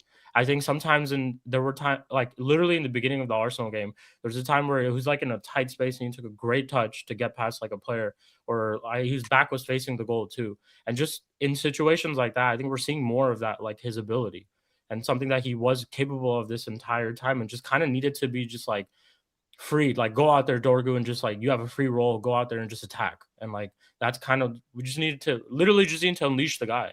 And that's what we're kind of doing. And he's now scoring bangers, goals like this, linking up. I'm seeing him do one touch passes with our players, and something that we hadn't seen a glimpse of at all under the previous manager, which tells you so much about the previous guy itself. But yeah, like it's great. Dorgu's been unreal.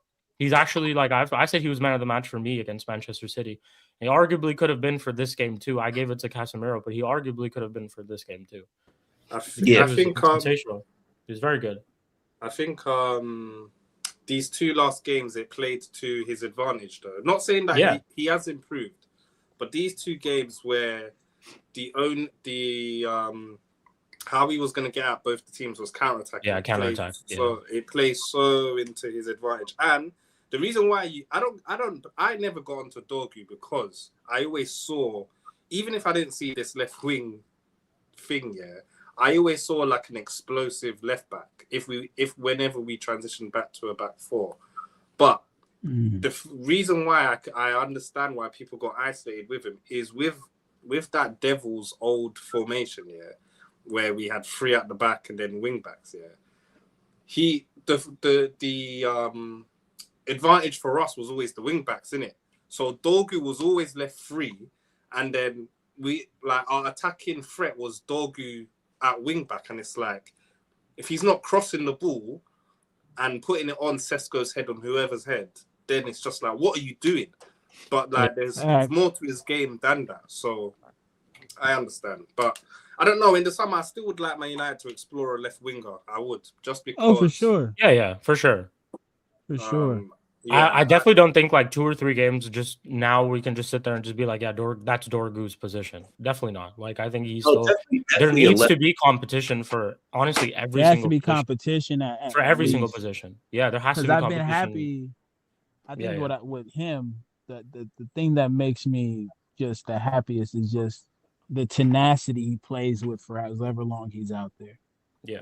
And like I've always said, like it's easier to like, you know, to turn somebody down than calm them, like get them rowdy. Like if you rowdy, you're just born that way.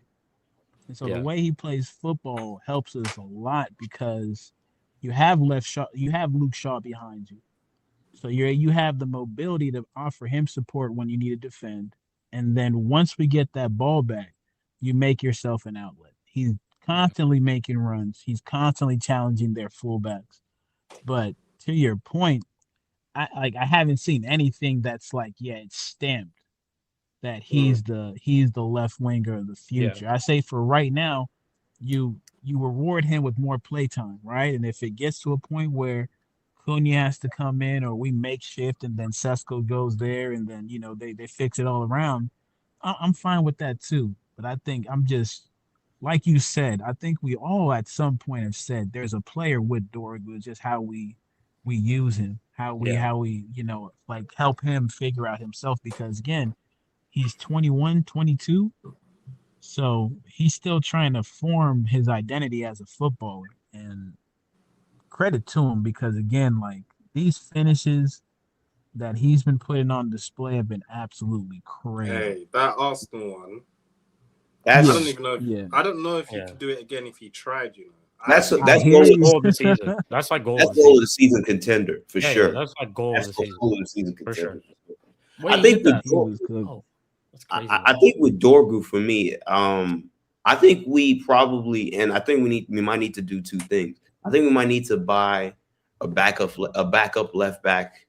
And well, if we could do it in the summer, because Luke Shaw is, I mean, I know he had a good game yesterday, but he's definitely not the future. We know the truth. We know the truth. Definitely. A backup left back that could compete with Dorgu, and then we need like a proper like left winger. Because if he could do both, all well and good, but we just kind of need like more bodies as well in the team. Question is, what left winger do we go for? You know, I think I like what's his name at Everton, in DI. So, I mean, I don't know, but I think we need a left wing similar to Dorgu in that they're an outlet and more of a winger than like a wide number 10. I think why not? I think we need a proper winger like electric quick. I don't know who. Semenyo would have actually been perfect, and Semenyo would have been a good signing. Yeah, that would have been. I actually didn't even want him when we was linked with him because I just thought that he won't reach above a certain level. But now looking at it, like it actually at that time we would have been playing him as a wing back. So that's why I was just kind of like, yo, for his sake, I was like, yo, avoid this because you're gonna. But also at the back of my mind, I knew our manager was gonna get sacked soon. So I was also kind of like, yo, you might just join, knowing that our manager might not be there, and then you would start as a winger, playing as like probably a left winger. If he had held out for like 2 more weeks, Semenyo, I would have said let's go all out for Semenyo. Kind of what Kobe did. Kobe held out. Kobe didn't leave. There was so much noise about Kobe leaving. Napoli were asking every like fucking day, is Kobe available? Is Kobe available? Is Kobe available? He didn't leave because I think at the back of his mind he knew Ruben was gonna get sacked eventually, some point in time or another. And I think he genuinely loves Man United. You know, like I think he genuinely does. Like you could tell, like he didn't want to leave because he genuinely loves Man United. It's just that devil was making his time here so tough. Facts.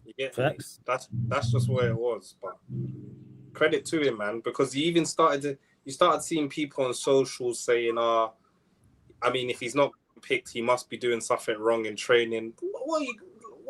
Come on, man. Hey, don't let people get away with that, man. Definitely not. Fucking idiots. There were people. I seriously can't believe that there were people in our own fan base who were backing our manager over him. To sell him, innit? Can you imagine if he would be Oh Jesus, he could be at Napoli the right homies now. too. I forgot to mention it. But these are the same. These are the same people. Sorry, who I've heard before, who will scream youth academy. We need to be playing youth academy. Our club's built on youth academy, this and that. But when it comes to a manager, who all of a sudden they just love for whatever fucking reason because he talks well or whatever, and they decide to back him and say that now no player is above the manager. The manager is the one who selects everything, sees everything. Who cares? I'd hear you if the manager had some sort of credit. When our guy is losing game after game, and our midfield is a big problem of why we're losing game after game, and the guy's coming out and telling you that he's fighting for his position with Bruno Fernandes, basically telling you that he's never going to play because he's our captain. Basically telling you he's never going to play. Guys, it's unforgivable. It's unforgivable. I'm sorry, but it's unforgivable, and you fans need to be ashamed of yourself.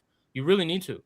Because you were backing this. You were backing that guy over a midfielder was playing alongside world-class Declan Rice, who's playing alongside Ballon d'Or winner Rodri, and bossed both of them, and was the better midfielder in both games. He got an assist yesterday for the Cunha goal. He literally got an assist yesterday for the Cunha goal. Assist as well. And someone was in the chat the other day talking about how they don't think he's creative enough. Exactly. And to be honest, I'll put my hand up because I thought at one point in time previously that sometimes he can't really play in the 8. Well, I'm sorry, Kobe Manu, I doubted your ability. I take that back completely. I thought at one point in time, Amram fooled me and told me he can only play in the 10. He's only good in tight spaces. He played as a false 9. He can only play as a 10. He's more advanced up there. No, he's played in a midfield going up against Rodri, Ballon d'Or Rodri. Man City fans cry for Rodri every single game. Well, if you have Rodri back, we're going to do this. If we have Rodri back, our team's going to be this. If we have Rodri back that one season, we were going to win the league title. Well, Rodri was there in that game, and what did he do? Nothing. Literally nothing against Kobe Manu. Add him to the list. Fan base. Rodri in Norway still looking for that player who knocked him past him. And exactly. Semenyo is still running. Semenyo is still running. Semenyo is still sprinting. You know why? You know what it is, Sheik? This is why we was able to tell this dude was full of it. Because we all done thrown some sweet nothings out there. We all know what a sweet nothing is. Just whisper sweet nothing real quick. Get what you want, get up out of dog. That boy spent every Sunday after the game talking about, you know what, I would fire me too if I was the management. Oh, I want to play my game, but I don't have the ability. I don't have the players to play my game. Bro, just a bunch of sweet nothings. Because this brother in 2 games has done what you failed to do in 30 plus. Yeah. And, come on, man. And that's where I look at it. Even if Mano isn't that's not the type of midfielder you want for whatever reason. If you have him in your squad and you can't utilize his skill set, I look at you funny as a man. It doesn't make sense. It doesn't even Something's make wrong sense. with you. Even if he's not like the guy, the same way with Arteta with Eze. Even if Eze, you don't rate him that highly, he's not the type of attacker you like, whether it's a 10 or a wide player or whatever. There's no way you look at Eze and go, I can't utilize him on the football pitch. Something's wrong with you. Yeah. I'm sorry. You don't watch Mano. I think you're being extremely kind.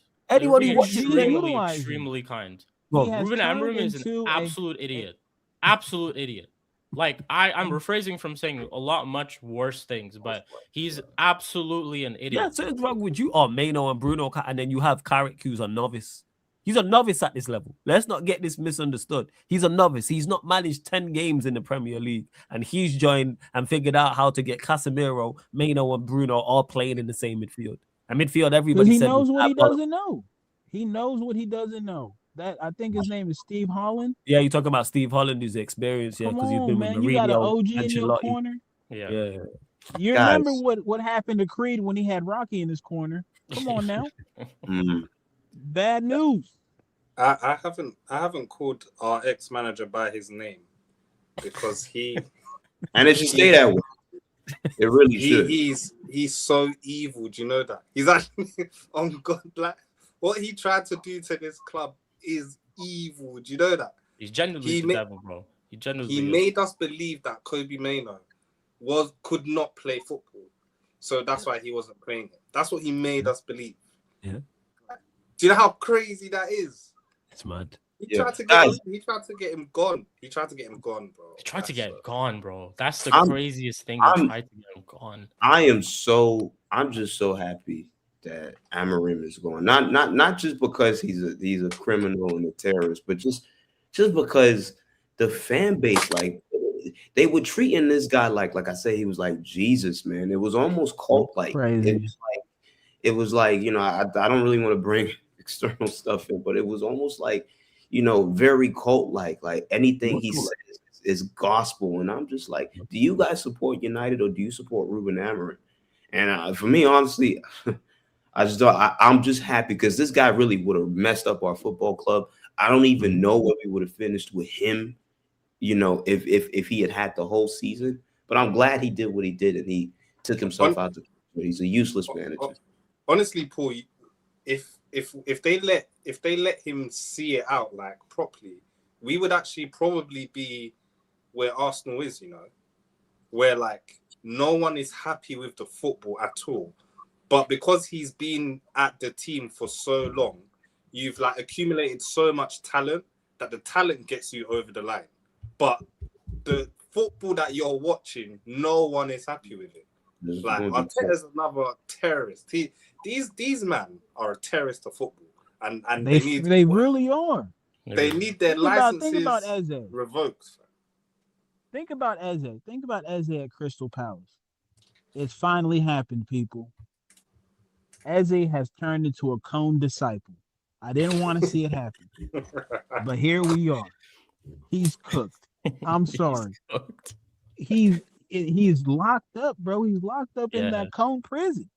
He's not getting. It's the Cone coat. Thank you, guys. That's what we'll call it. The Cone coat. The Cone coat, bro. Because I'm thinking to myself, what type of brave play did Arsenal show you at any point in that game? It was such structured football. It was so void of any type of individuality. Like their players look like they're afraid if they decide to do something that's not in the script. And when you trash that with us, bro, we were taking shots from anywhere and everywhere. Did you guys see Arsene Wenger's comments? Did you guys see it? What did he say? Someone dropped the actual comments in the chat. I heard about it because they mentioned it. Dewars mentioned it. Troops mentioned it. So did Munt. So did Lewis as well. You could see that he was dying inside his soul because you know Arsene Wenger was Mr. Football back in the day. You could tell that like he's clocked like raw. What has he done to my team, man? You get me? He said something along the lines of Arsenal scored like physical. Arsenal scored like physical goals and Man United scored goals that were true to like how Man United play. You know what I mean? So if you're reading in between the lines, you're like, right, so did Arsenal not score goals who that which you can identify of Arsenal? You could tell through his statement he wasn't the happiest. And but he wasn't because he's seeing that, man. That football is horrible. It is horrible. They're horrible from open play. Absolutely horrible. Horrible. And the fact that like all the Arsenal fans last season, those previous seasons before that, who cried for a striker. You literally went out and bought a 100-goal striker who scored 100 goals in 2 seasons, and you're resorting to set pieces to win matches. You cried for strikers for the past 2-3 years. You cried for attacking players for the past 2-3 years, and you now resorting to set pieces for winning games. And own goals. Horrible. And Paul, back to the terrorist as well. You mentioned it, Paul, about Amorim and how it's cult-like. This man left and ain't said nothing to his followers, you know. It's clarified. No statement still, you know. When have we ever seen that? When a manager gets sacked or he leaves or it's mutual consent, they will drop some form of statement. Even if they fell out with the club, they'll say thank you to the fans, say thank you to the nothing. I keep saying this. How stupid do you man feel? Like I said they could go with him. That's why I was telling you, man. Oh yeah, leave with him. Yeah. Leave with him. Go relocate to Portugal. Go find him wherever he's at in Lisbon, Porto, wherever. Just go suffer somewhere else, man. Go suffer somewhere else. Oh, that's what I did. So there's a homie. There's this American dude. This is why I don't use X, formerly known as Twitter. I guess he got this page called United Muppeteers. Yeah. I've been briefed. I think it's Snappy's always briefed on this dude. Oh man, I've been briefed on this dude. You absolute clown. Hold that.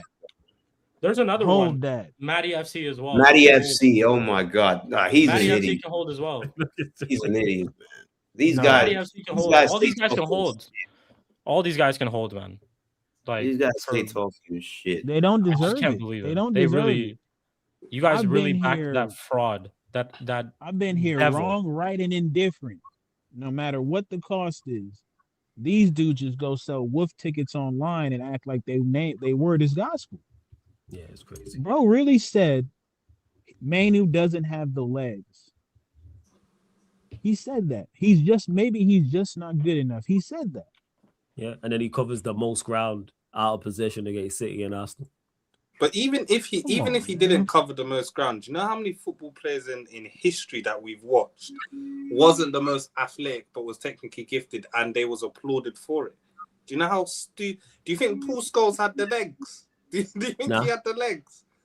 They would have hated they would have clowned they would have hated Perlo.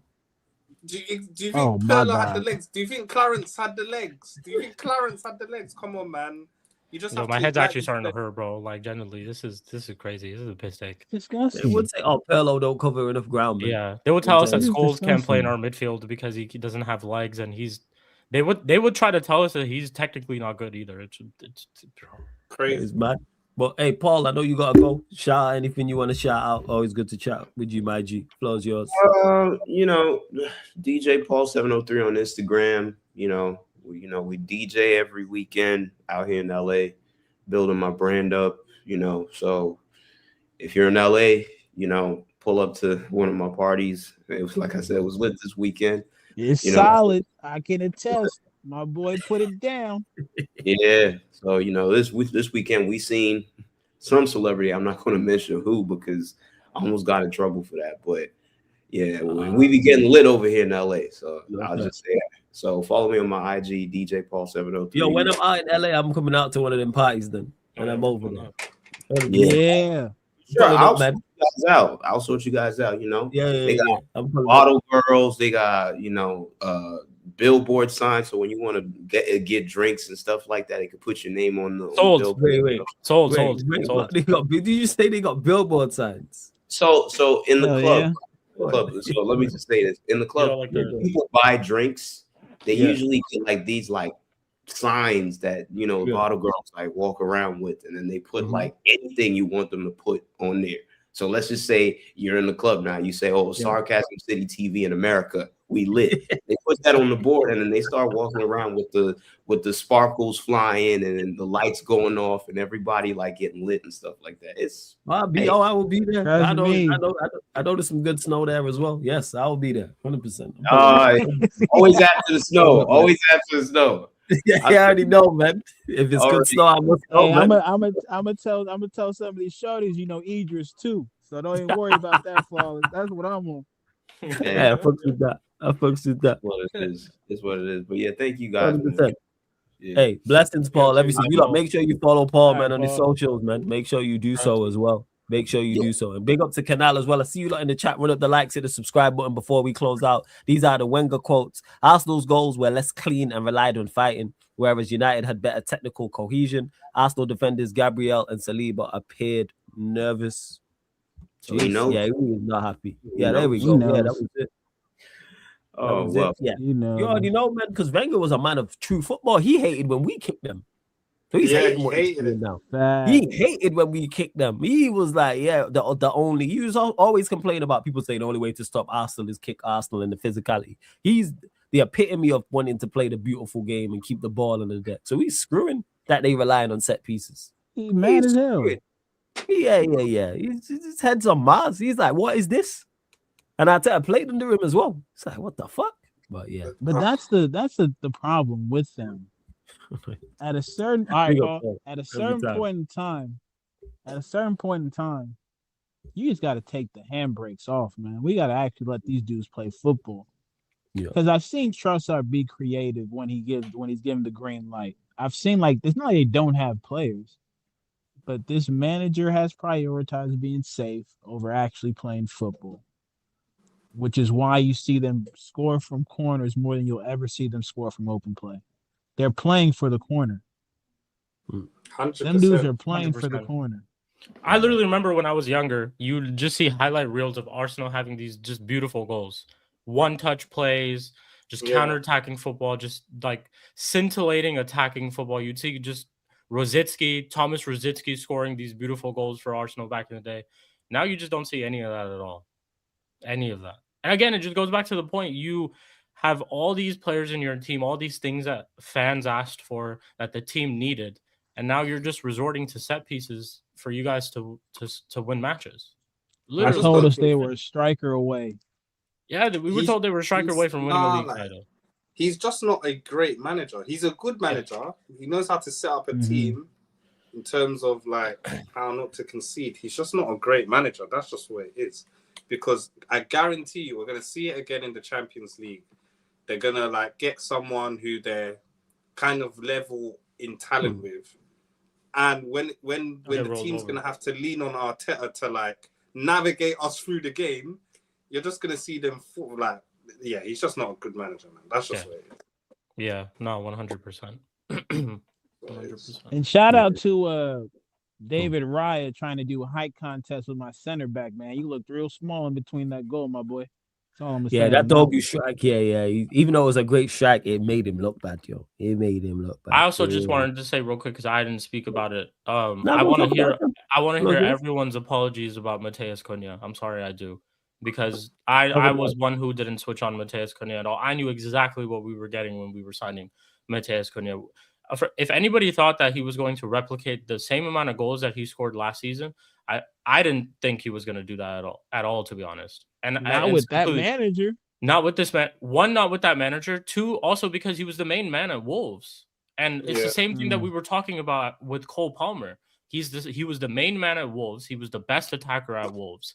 Of course he's going to score. And he's a quality player, and I rate him for that. And he was scoring the goals that he was scoring at Wolves. Like, he was scoring like bad boy goals. I think he scored like a hat trick at Stamford Bridge, if I'm not wrong, a couple of seasons ago.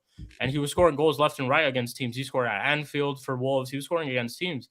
And I knew what we were getting. Same thing with Mbeumo too. I didn't once in my mind think Mbeumo was going to replicate 20 goals like he did with Brentford last season. Again, same thing. He was one of the main guys in their attack along with Wissa.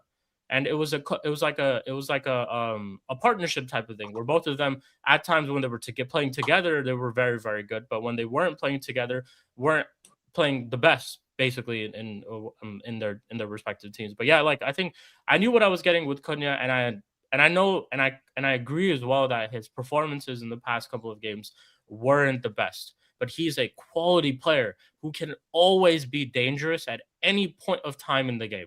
And I always feel that with Cunha every single time. I know Cunha will probably lose the ball a lot. And I'll tell you why. It's because he also takes risks in trying to get past players, trying to do these like crazy turns. And he's just like Falls uses this term, a maverick. He's a risk taker. He's someone who tries to progress the ball. He's a ball carrier. He does all those type of things. He's someone who lifts up the attack. At times he pulls strings.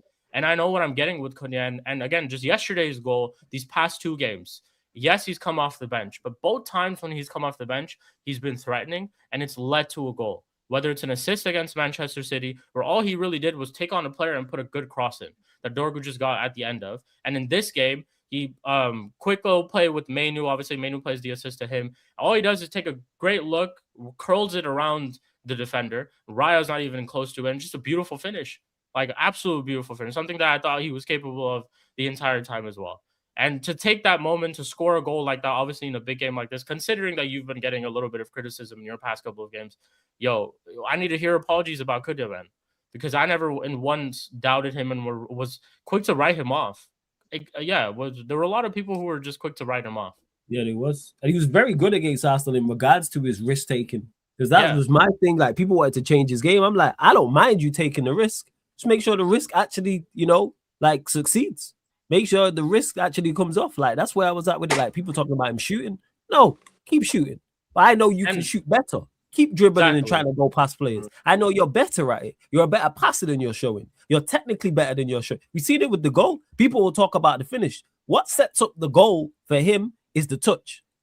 The first touch out of his feet sets up the goal. If that's a bad touch, he's not able to strike the ball. The strike's incredible, by the way. And I know you're capable of that. Because when he sets up, none of us are surprised he scored that. That's the level he's at.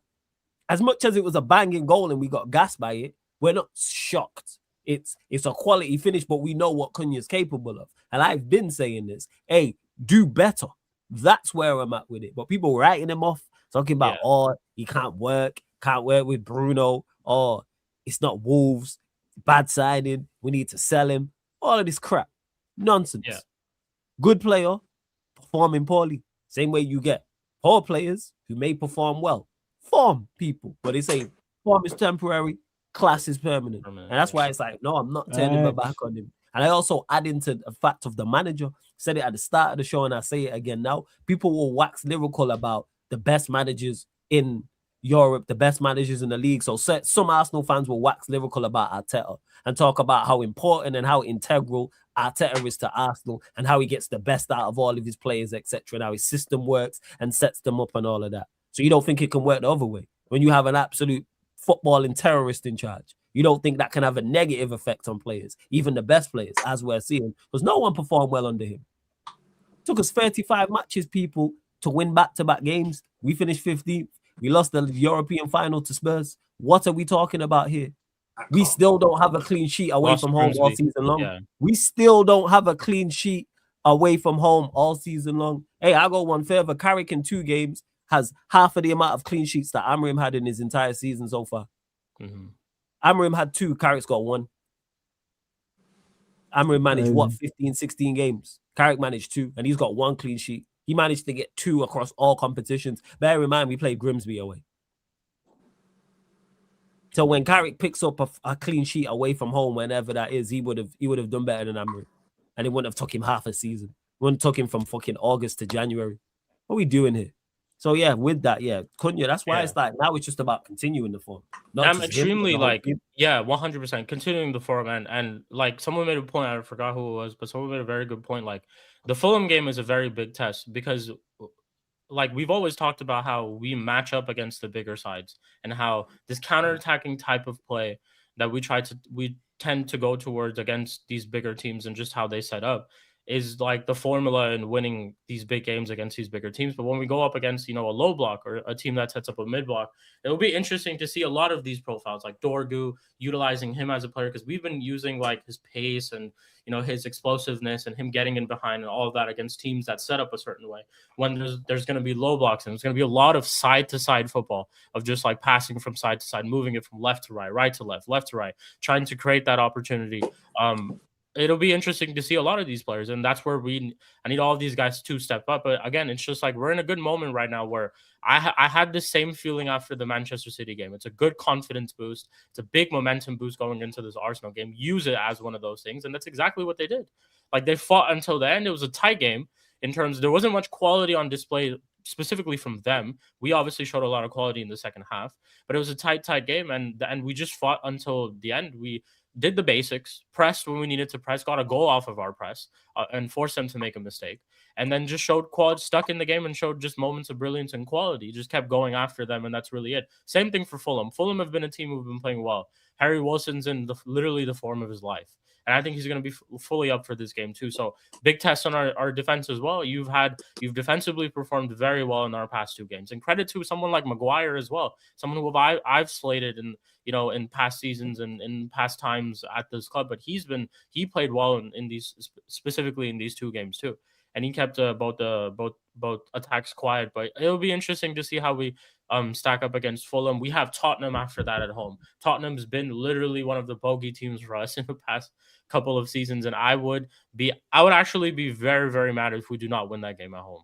I would be I'd be really, really frustrated if we do not win that game at home, especially considering that we've had these 2 good performances against the likes of City and Arsenal. So yeah, we have to build on this for sure. That like we still have a lot to play for.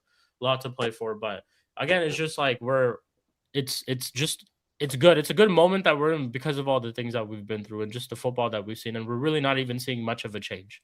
We're just seeing players some players play in their natural positions. Michael Carrick as a manager is just putting these players in a position for them to excel and for us to get the best out of them. He's been spot on with the game plan of the past 2 games. Things are going right currently at this moment for us. So we see where we go from there.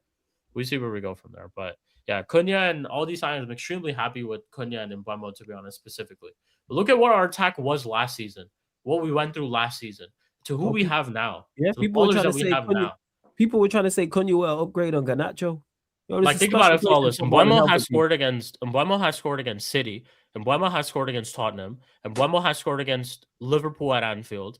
Mbeumo has scored against Arsenal at the Emirates. I'm probably missing other games as well. And won the penalty against Chelsea. And won the penalty against Chelsea. Gets goals in big games. Big game player. Like, big game player, man. Like, this is what we signed these type of players for as well. Like, and I'm happy with that. That's one thing I do give these guys credit for in terms of the signings, because it's been levels. It genuinely has been levels. We went to scoring less than 40 goals last season. I don't know how many goals we're at this season, but we went to scoring less than 40 goals last season. Something that I had predicted as well. I think we're the goals. Second third top highest. goal scorer. I'll check now. I'll check now. Come on. Yeah, man. I think we're top 3 anyway. The thing that's holding us back is that we've conceded like one of the most. 34. As well. Yeah. So we are third. Yes, we're only behind. We're 1 behind Arsenal, 6 behind Manchester City. Bear in mind, we're playing a back 5 for most of the season. How many goals do we have? 41. Okay, so we're at 41 already. I think we scored like 44 or 43 last season. And how many games do we have left to play? Yeah, we got 15 games? 15 games. Yeah, we scored. Let's say we get a goal a game. Let's just say we get a goal a game. Yeah. That's we scored 44 last season. 44 last season, but we would finish at 56 goals, right? It don't make no sense, bro. Let's say we scored 2 goals a game.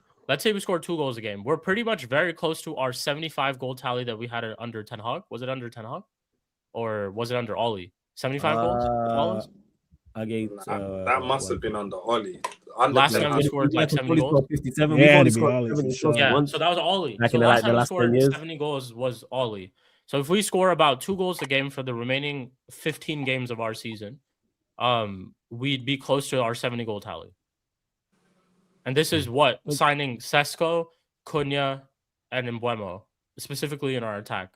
Dorgu obviously being a January signing last season, and also would be the switch of a setup too. Like, we played a back 5 for half of this season, and we're now switching to a back 4, considering if that all goes into play. So again, big differences. You remember there used to be a time where we didn't believe we could even score 40 goals. Oh, yeah, facts. It was genuine. There was a time, like, and again, this just goes to what we've said about these players, even when that terrorist was here. We have players good enough that they could be doing better. Yes. This is not, we gave him Rashford, Garnacho, and Højlund. This is not that anymore. We've given you 2 of the top scorers in the Prem last season. We've given you an £80 million project. Do something. Fletcher, for all he didn't do, he at least got Sesko to score more goals than he ever did with the other manager. Yeah, I didn't get 8 shots on target in it. And so in Mbeumo in the 9, I'll take it for now. I have no problem. I'm with it. It's working. I'm with it, because Canal says legit question for you all. Thoughts on, we'll go back to you on this, Eddie. You know, get Dazza and Sheik's thoughts as well. Thoughts on Mbeumo in the 9. He was a little sloppy in the first half yesterday, trying to bring players into play. Interested in what you man think. For me, just quickly, I'd run it to the end of the season. I'm with it. Really? That's your first choice? I disagree, Flawless. Go on. I'll tell you why. I think Mbeumo in the 9 works. Me personally, and I'm saying this just off of a small sample size because of who we've just seen so far, which is Arsenal and Man City, 2 big teams, with how they do set up as well. I think Mbeumo would work in games like this when we're trying to go off a break, when we're trying to counter. I think at times when we're going to play against a low block, I think we'd have to cross the ball to Sesko. I think Sesko, in that situation for me, at times we should change it, depending on the teams that we're going up against. I'm not against it, though. I'm with you on that. I think definitely Sesko has to start to be more integrated into the squad than he's been in these past 2 games, just because we bought him for the amount that we bought him for, And from what I've seen, like just him getting out on the break, he can move too.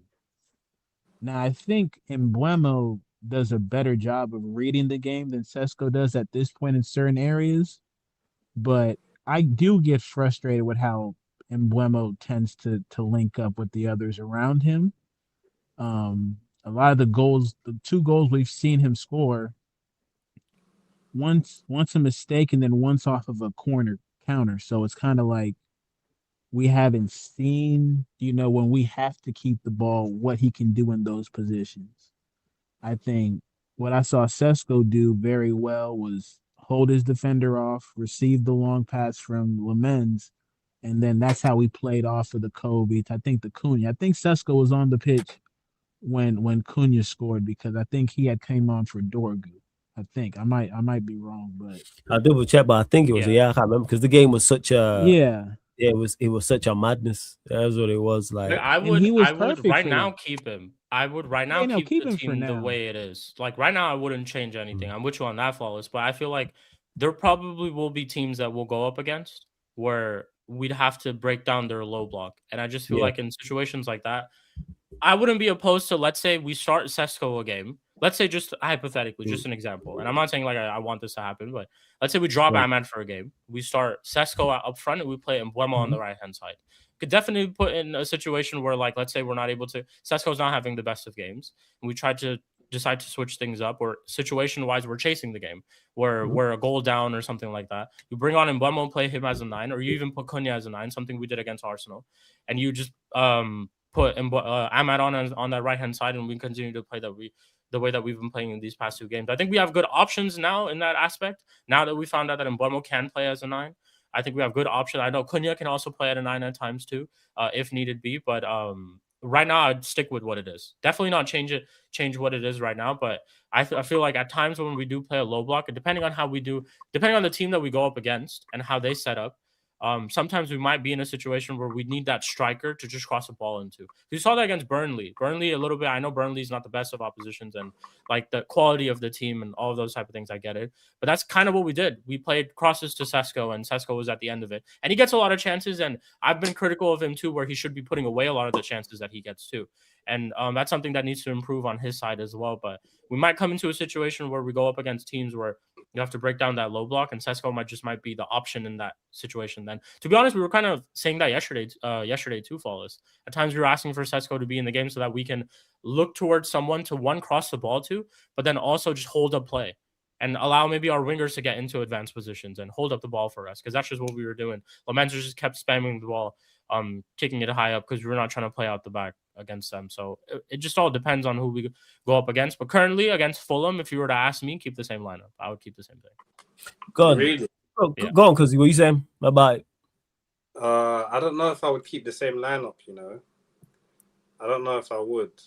Because... Nah, but Embuemo was the 9, more in particular, the natural lineup. Oh, Embuemo being the 9. Yeah, the Embuemo 9 to this year. Embuemo was a 9, yeah. Why not? Go on, talk to us, man.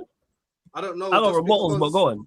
Again, because the 2, I feel like you can't use these 2 games as like your big sample size, because you're not going to get the threats of Man City and Arsenal like for the rest of the season. So it's hard. It's hard to determine. He might perform the same. I don't think so though. He wouldn't be my first choice number 9. It would be Sesko, but I wouldn't be opposed to it because of what we've seen these last 2 games. But I don't think he can be out and out number 9. I don't think he can be. There are times where like him and Bruno aren't on the same page. Like, I don't know if you saw it when you was watching. There'll be times where Bruno wants to do first time pass and Mbeumo's not ready for it. And Mbeumo makes a run and Bruno will like use Mbeumo's run as like a decoy, but the run was actually the better option. So they're not synergized 100%, but if it gets us the most goals, I'm with it. But I don't think it's the most. I don't think it's using his skills to the best of his ability. To be honest, I don't. Yeah, I had to hear that. I heard what you said there. I heard what Sheik said there. And in regards to it, it's going to be different when you're facing Fulham, when you're facing Spurs, West Ham, etc. And you're but I trust Mbeumo. I think he's technically good enough to hold the ball up and link up the play. And he's the best finisher at the club. On top of that, Yeah, he's the best finisher. He's the best finisher at the club. And I hear what Sheik's saying about having crossing the ball. Sesko off the bench is cool. Also, what it is, I don't rate Sesko that highly. I'm not gonna lie. Yeah, you never have, to be honest. Yeah, I think I'm he's with you extreme. on that too. Like, I think he's extreme. I don't think he's a bad player, by the way. For anyone in the chat is, I just think he's limited. He's what I expected him to be. When you but then it always goes back to like there's not a lot of number 9s in world football right now. So do you think? All right, let me ask you, Cozy. Do you think he's a better 9 than Mbeumo?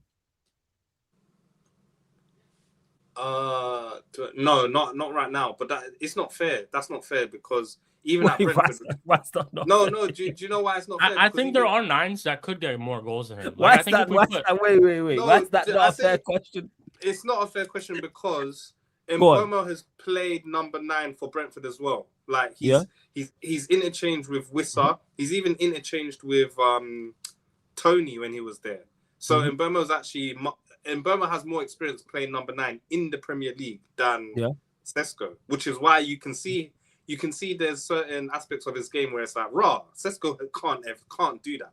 So that's why I say that. But again, you don't rate Sesko, which is fair. He has the tools to be a good striker. I don't even think he'll live up to how everyone wants him to be. But I do think he's still a good option, though. I do in certain games. He's definitely a good option. Yeah, I hear you. That's why I'm not saying sell him. But you mentioned it there. And Bremo's the better number 9. So I want the better number 9 playing. He's a better number 9 as of right now. Different, yes, there might be certain games, but like I said, you either have to be ice cold in front of goal or your link-up play has to be exceptional if you're going to be a striker, like, for what I want. One of those two things you have, obviously, preferably both, but that's highly unlikely. One or the other. You have to be great dropping in, link-up play, getting other players into play, or you just got to be Haaland in front of goal. Lewandowski, even though Haaland's on a goal drought. He's neither. Again, when I say I don't rate him, I think he's a decent player. I think he has attributes that are useful. I think the Burnley game, we've seen it. Fletcher knew what to do. Hey, get the ball to Dorgu, get the ball to Bruno, get the ball to Cunha, cross the ball to Sesko. But I think that's our best. Again, off the bench, I hear it. But I'm not trying to see Amado and Bremo out the side for him. That's just me, though. For Sesko, what about Xerxes? What we think about Xerxes when healthy? That's what I was about to say, Eddie. You know, he's the biggest loser in this situation. Yeah. He's surplus to requirements now. I think he is as well because he needs game time. He needs a run of games. Him off the bench, I don't think is it. I think it's a run of games for him. Him off the bench ain't gonna work. And to be honest, Fulham actually should be a game he starts. It actually should be. Fulham should be a game he starts where Mbeumo's playing right wing. If you're thinking about it strategically, it should be Fulham, Mbeumo's right wing, Cunha's left wing, because he's gonna draw in the defenders, and he needs outlets to give it to. You get me? So that actually should be it. But he's surplus to requirements now. If I'm Man United, I'm selling him not because I actually personally really like Xerxes, but I'm selling him and I'm reinvesting that money in one of the centre mids we need because we need 3 if we're being real. So I'm putting that money and I'm trying to buy one of them. I don't care who it is. I'm just getting one of them off the market. Honestly. Or is it Believer, Wharton, or Anderson? Where you at with those? I don't care. I don't care. Bring all 3. Yeah, all 3.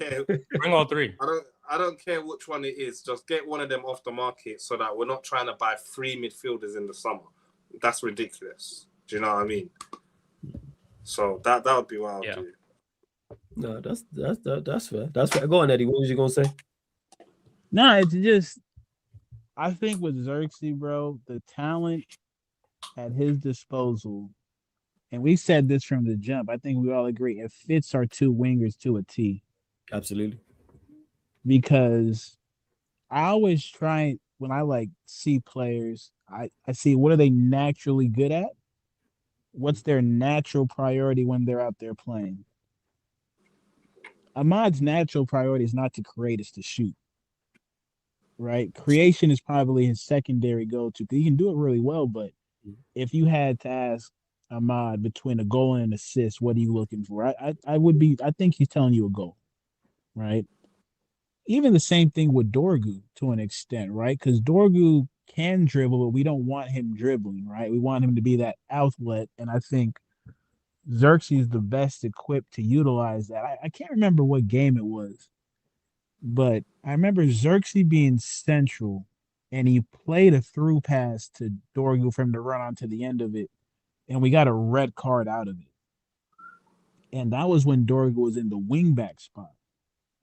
So I just think Xerxes he is a surplus to a crime, but unless he shows himself, because at the end of the day, like it all comes down to the players, right? Make it so I can't take you out. That's something I've always been taught. If you get an opportunity from a coach, make it so you play so well enough that the coach cannot take you out, no matter I who hear you you, got that Eddie, spot yeah, from. but it is a little bit more political than that. Oh, for sure. But let's say for example, right? He comes out there, plays meaningful minutes, does his thing, right? He'll look twice. But if it takes time for him to get acclimated to the system that we're now playing, I don't think that's the thing I agree with you on. I don't think he has any room for error anymore because Mbeumo will slot in one spot, Sesko will slot in the other spot when it comes to the striker. And then off the left, he can't really be utilized off the left like that. Yeah.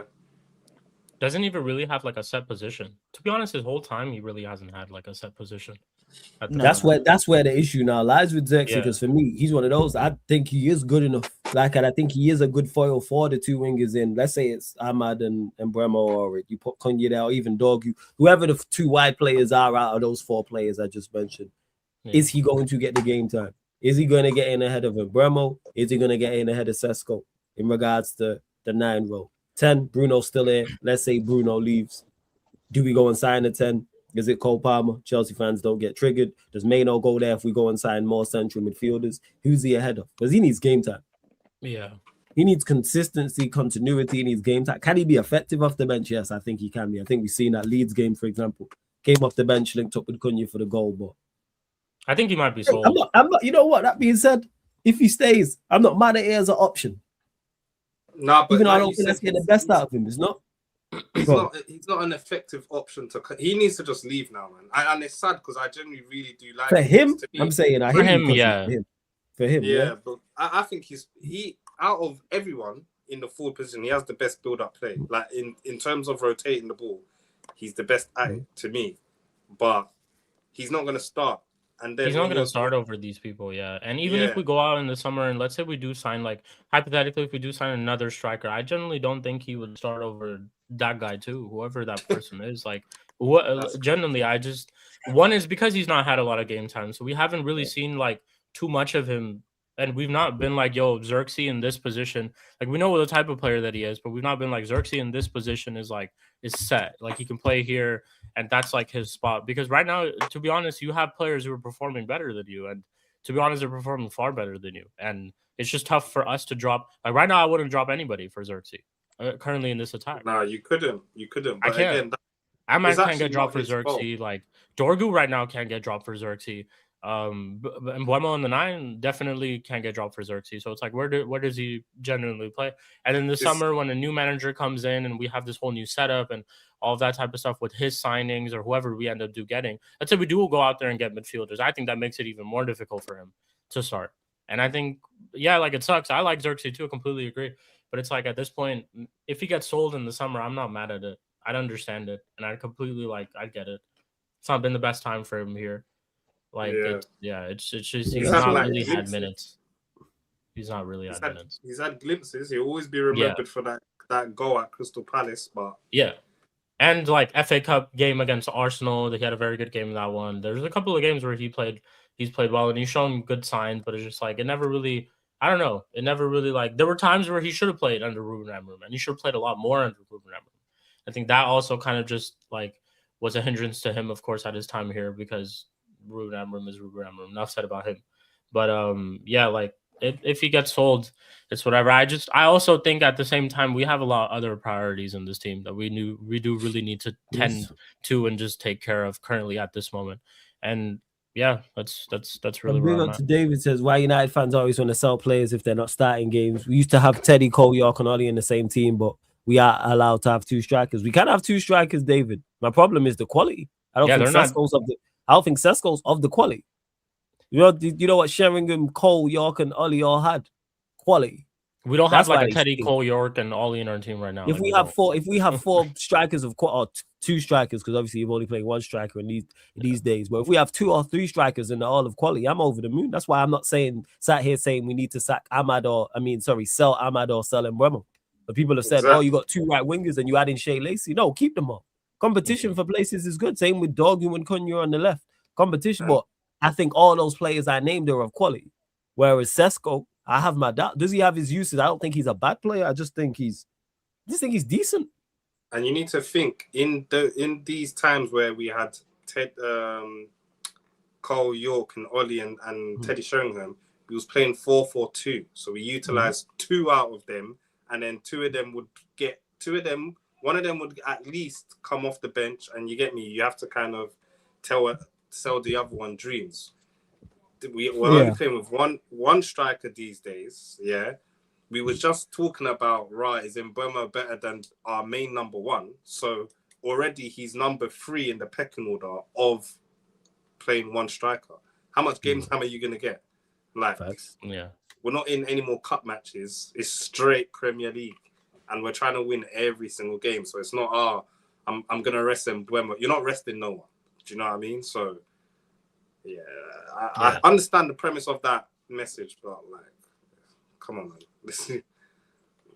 We don't have no Cole, York, and Teddy and Ollie like in our team right now. That's like when we had Tevez, Ronaldo, Rooney in our attack. It's like you know what you're getting with your attack, and it's like we don't have that type of situation right now. I never wanted Sesko in the first place, to be honest, and I don't know if people remember this. I actually called him Højlund 2.0 because it just felt like we were relying on a young striker at that time yet again. And he might not be of a certain quality. And yes, he's better than Højlund. I do definitely think he's better than Højlund for us, at least at Manchester United. Not speaking of what Højlund's doing in Serie A right now. But yeah, like it's just, I knew what I was getting with him and I never wanted him in the first place. I think there's 9s out there. Like, for example, just to take one example, Crystal Palace are absolutely falling apart as a club right now. Like Glasner's on the verge of, Glasner's pretty much going to leave at the end of the season. They're having all their players leave. Mark Guehi just left. Go out there and get Mateta. He's being linked to every single club. I'm hearing Forest want him for 35 million. That's a signing that we should have been on at the start of the season. I think we'd get a lot from him as a player, considering, again, we're looking within the Premier League. Maybe you go out there and get a Sesko and a Mateta, where you don't have to put too much pressure on Sesko to go out there and just to have goals week in, week out. Same thing we kind of did at Højlund. That's what it should be. If he's your number 2 striker, I go, all right, cool. Yeah. That's what I'm saying. And Mbeumo over, like, if he's he's a good option to have off the bench. He's a good option to start in certain games if you want to be a little different. If you're chasing the game when you're crossing the ball, yes, cross it to the 6'5" power forward. You should be coming off the bench for the Hornets. I'm all for it. Yes. Yeah, and to that comment, 110%. To that comment, that I should be playing in the NBA. What are we doing, Cuzzy? Like, should be coming off the bench for the Rockets or something. Should be in the G League. Why do you hate this guy so much? I don't hate him. I'm just talking about his height. That's all, man. I'm just talking about his stature. It's not no hate. You're putting smut on his name. Why should he be playing for the Hornets? You know how crap the Hornets are as well. All right. OKC then. He should be second strip for OKC. There we go. Is that better? You feel better now? Man's complaining about the NBA team. All right, he should be coming off the bench for OKC. Is that better? Yeah, he should be subbing in for Chet. He should be subbing in for There Chet. we go. Is that better? Again, I don't disagree. I don't disagree with you guys, but I understand why Ineos picked him because, well, I don't say Ineos, the recruitment team. I understand why they picked him because, again, number 9s these days there's not a lot of them, and if you look in his age range, he probably builds out to like the best you can get. Do you know what I mean? Like, so I understand why they picked him, but he has to do a lot to fulfill. Like, how much was he? 70 million, 75 million. Yeah, like, you know, that's the craziest part. He was more than Cunha and Mbeumo. Yeah, he was. Yeah. He was more than Cunha and Mbeumo. The price. That's my big. If he was 40 million ago, all right, first, it's the price tag. That was been my major issue. Yeah. It's a lot. For someone who I believe is backup at best.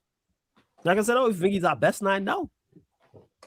I don't think he's. Yeah, I wouldn't be opposed to keeping him. Genuinely honest, I don't think he's better than Xerxes. I don't either. I don't. So we saying he's out. I definitely don't think he's the best finisher at our club either. He spent 70 million and he's our 3rd best striker. Yeah.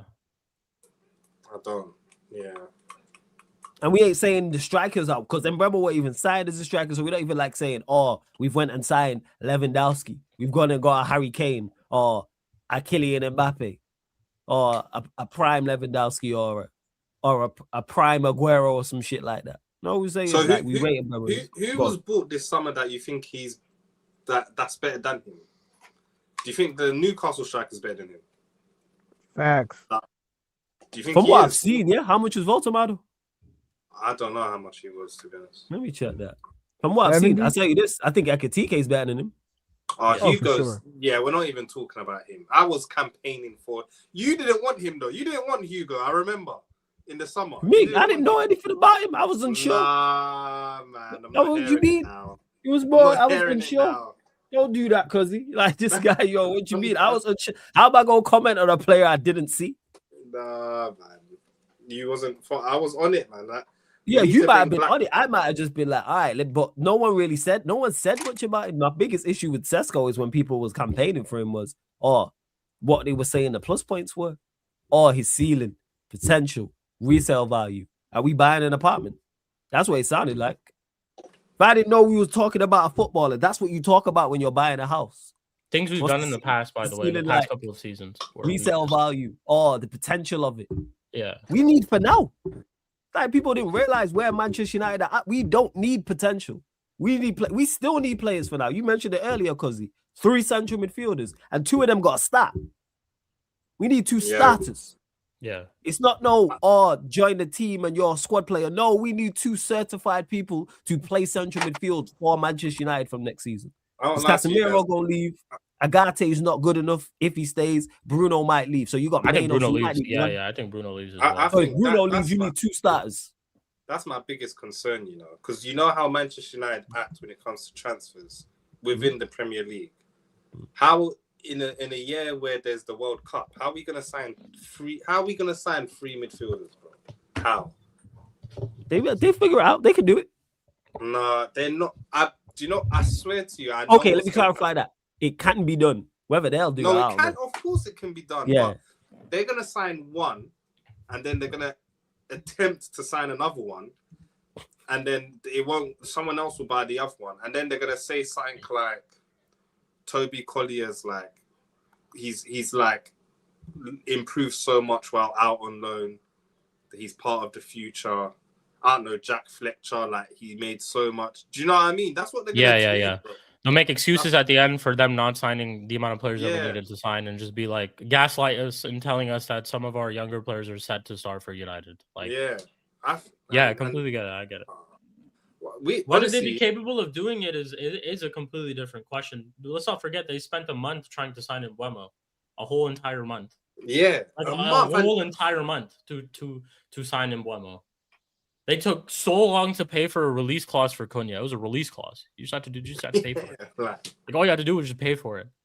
You took so long to pay for that release clause. But it's just whether they'll do it. And World Cup is a very good point too, because that's a tough time. That's when a lot of teams will be scrambling for players. You'll see a couple of good players come out of the World Cup who played very, very well and had a good World Cup. And you'll see almost the entire of Europe scrambling for these players. See a lot of Premier League teams going for certain players. So, but again, it's not saying that you can't do it. This is what you're hired to do. No, you get paid millions to do. So go out there and do this job. Let's definitely go out there and do. Let Elliot Anderson switch the ball against Paraguay. Oh, we're in trouble. I swear down, we're in so much trouble. I'm telling you, let Elliot Anderson like ping a ball against like Paraguay or Venezuela. We're in trouble. They're gonna say, they're gonna say 120 million. Yeah, we're not taking nothing. Yeah, that's what I'm saying, bro. What we can hope for with the Anderson situation, if it's that Forest get relegated, because they are battling just with bring them. me Wharton. Bring me Wharton. Or they I'm just with say Wharton low. and Belieber. Yeah, I'm with Wharton and Belieber. Yeah, man. The Anderson thing. You guys don't want Anderson. No. It's not that I don't want. Take Anderson. I'm saying preference, but to your point, before you go, Eddie, because you mentioned it there, price point for me. Once they start talking 80, 90, 100 M's for any of them three, yo, scouts, do your thing. We didn't know who Dogu was. Now look at how we talk about him. We had no idea who he was. Playing for Lecce, and we had no idea about him. I didn't see not one person mention go get Patrick Dogu. So they figured that out. Same way with Aiden Heaven from Arsenal. Pointing out too, there's two good signings. He was $1 million. 1 million he was. Still. Because if he starts against Fulham, we have no worries in that game. Mazraoui was 12 million, even though he's much more of notoriety because he's Mazraoui and he's at Bayern. Same. You know what I'm saying? It's like what we talking about here. What are the agreed terms with Liverpool? Look elsewhere. Where's the sauce bands? Big up. Make sure you subscribe to Big. Man, what you mean, man? Where's the sauce? He ain't taking them Klarna payments. What you talking about? Where's the sauce? Where's the sauce? But my point is, whether it's Wharton, whether it's Belieber, whether it's Anderson, whether it's whoever, like, go and locate. Is the central midfield market strong? No, I agree with you. It's not. But this is why your scouts are there. I think Anderson's the most replicable to Casemiro. That's why I want him. Because Casemiro's going to be a big miss. Big miss. Yeah. And his experience is going to be like his experience, and just like his quality and his level in our team is honestly like, yeah, it's going to be a big miss. Yeah. I said this is the first thing I said to Flawless. He didn't get a yellow card yesterday. You know how crazy that is? Casemiro in a game against Arsenal at the Emirates didn't get a yellow card yesterday. That's because he wasn't in a two-man midfield running around covering space. Covering Bruno's space, because Bruno's just bombing up forward and just is that's crazy, man.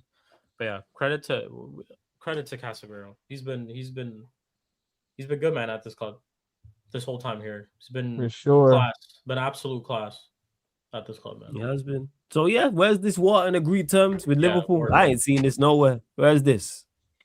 I ain't seen this. That's BeijingRedsTV.com. That's that source. I ain't seen that shit. Shout out to OG though. Are none of you guys concerned with Belieber's overall form this season? None of you guys are concerned about that? Yeah. Extremely. He's been I'm extremely concerned about it. Yes. That's why I'm saying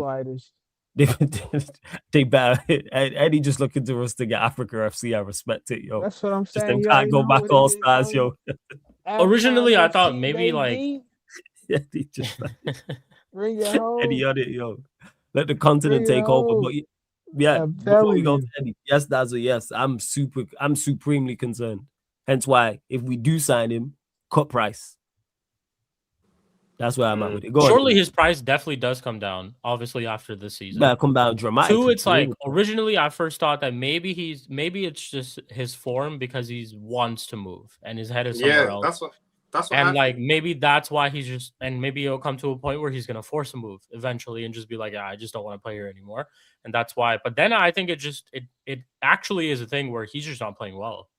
Like he's been getting a lot of time and a lot of game time and a lot of minutes.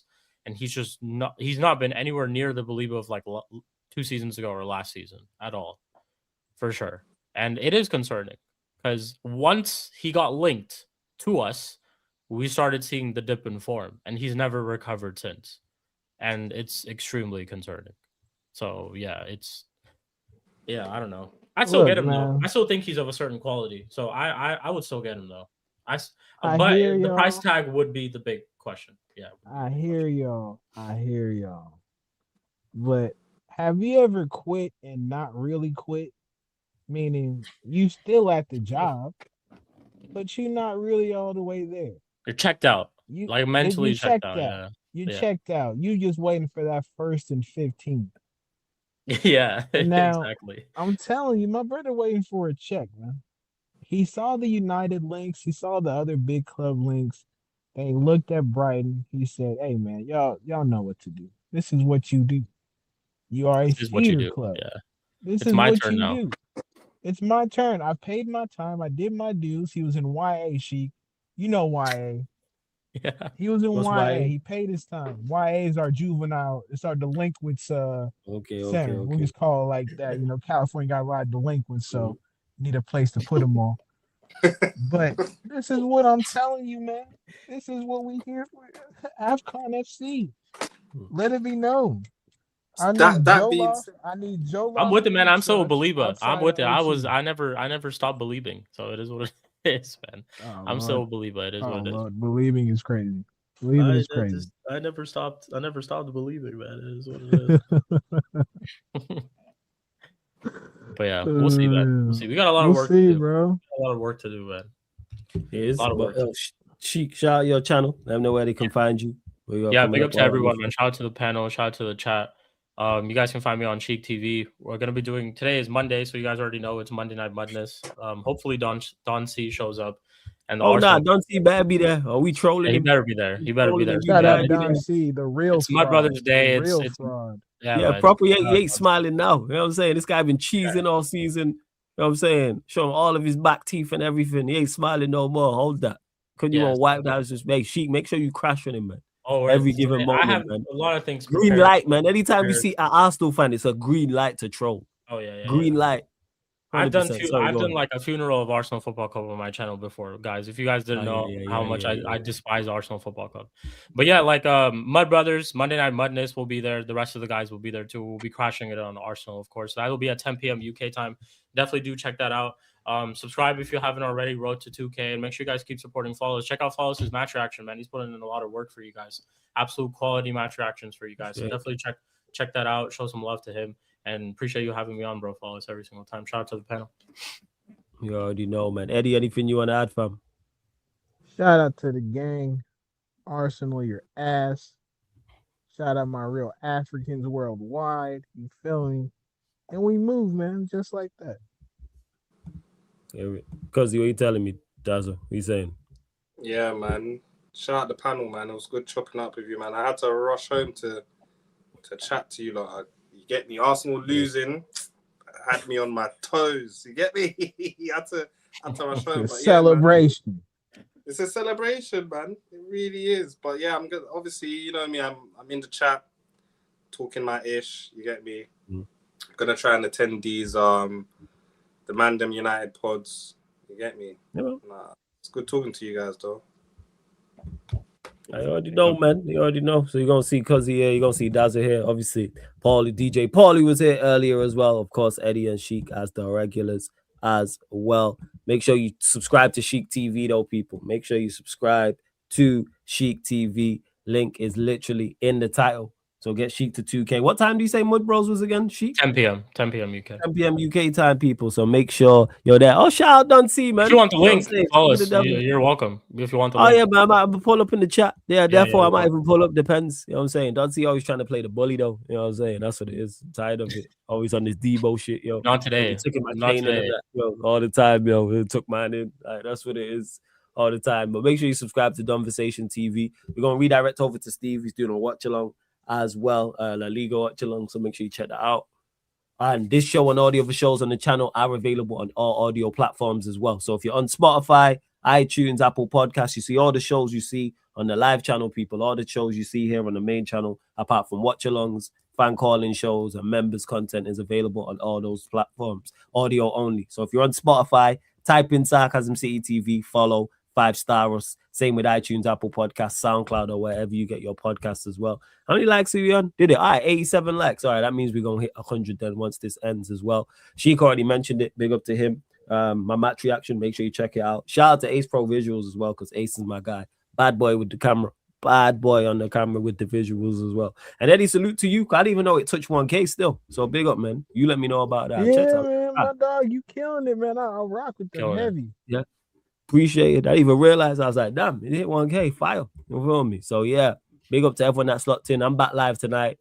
It'll be after Mud Bros people. So around 11:50, 11:55 p.m. If I'm on there, might be slightly later. Sports Q&A solo. So I'll be talking more of the Arsenal United game, plus more as well, and getting more to the chat also. But big up to everyone that's locked in. It's been the Mandem United podcast live on the Sarcasm City TV YouTube. Thank you very much for tuning in.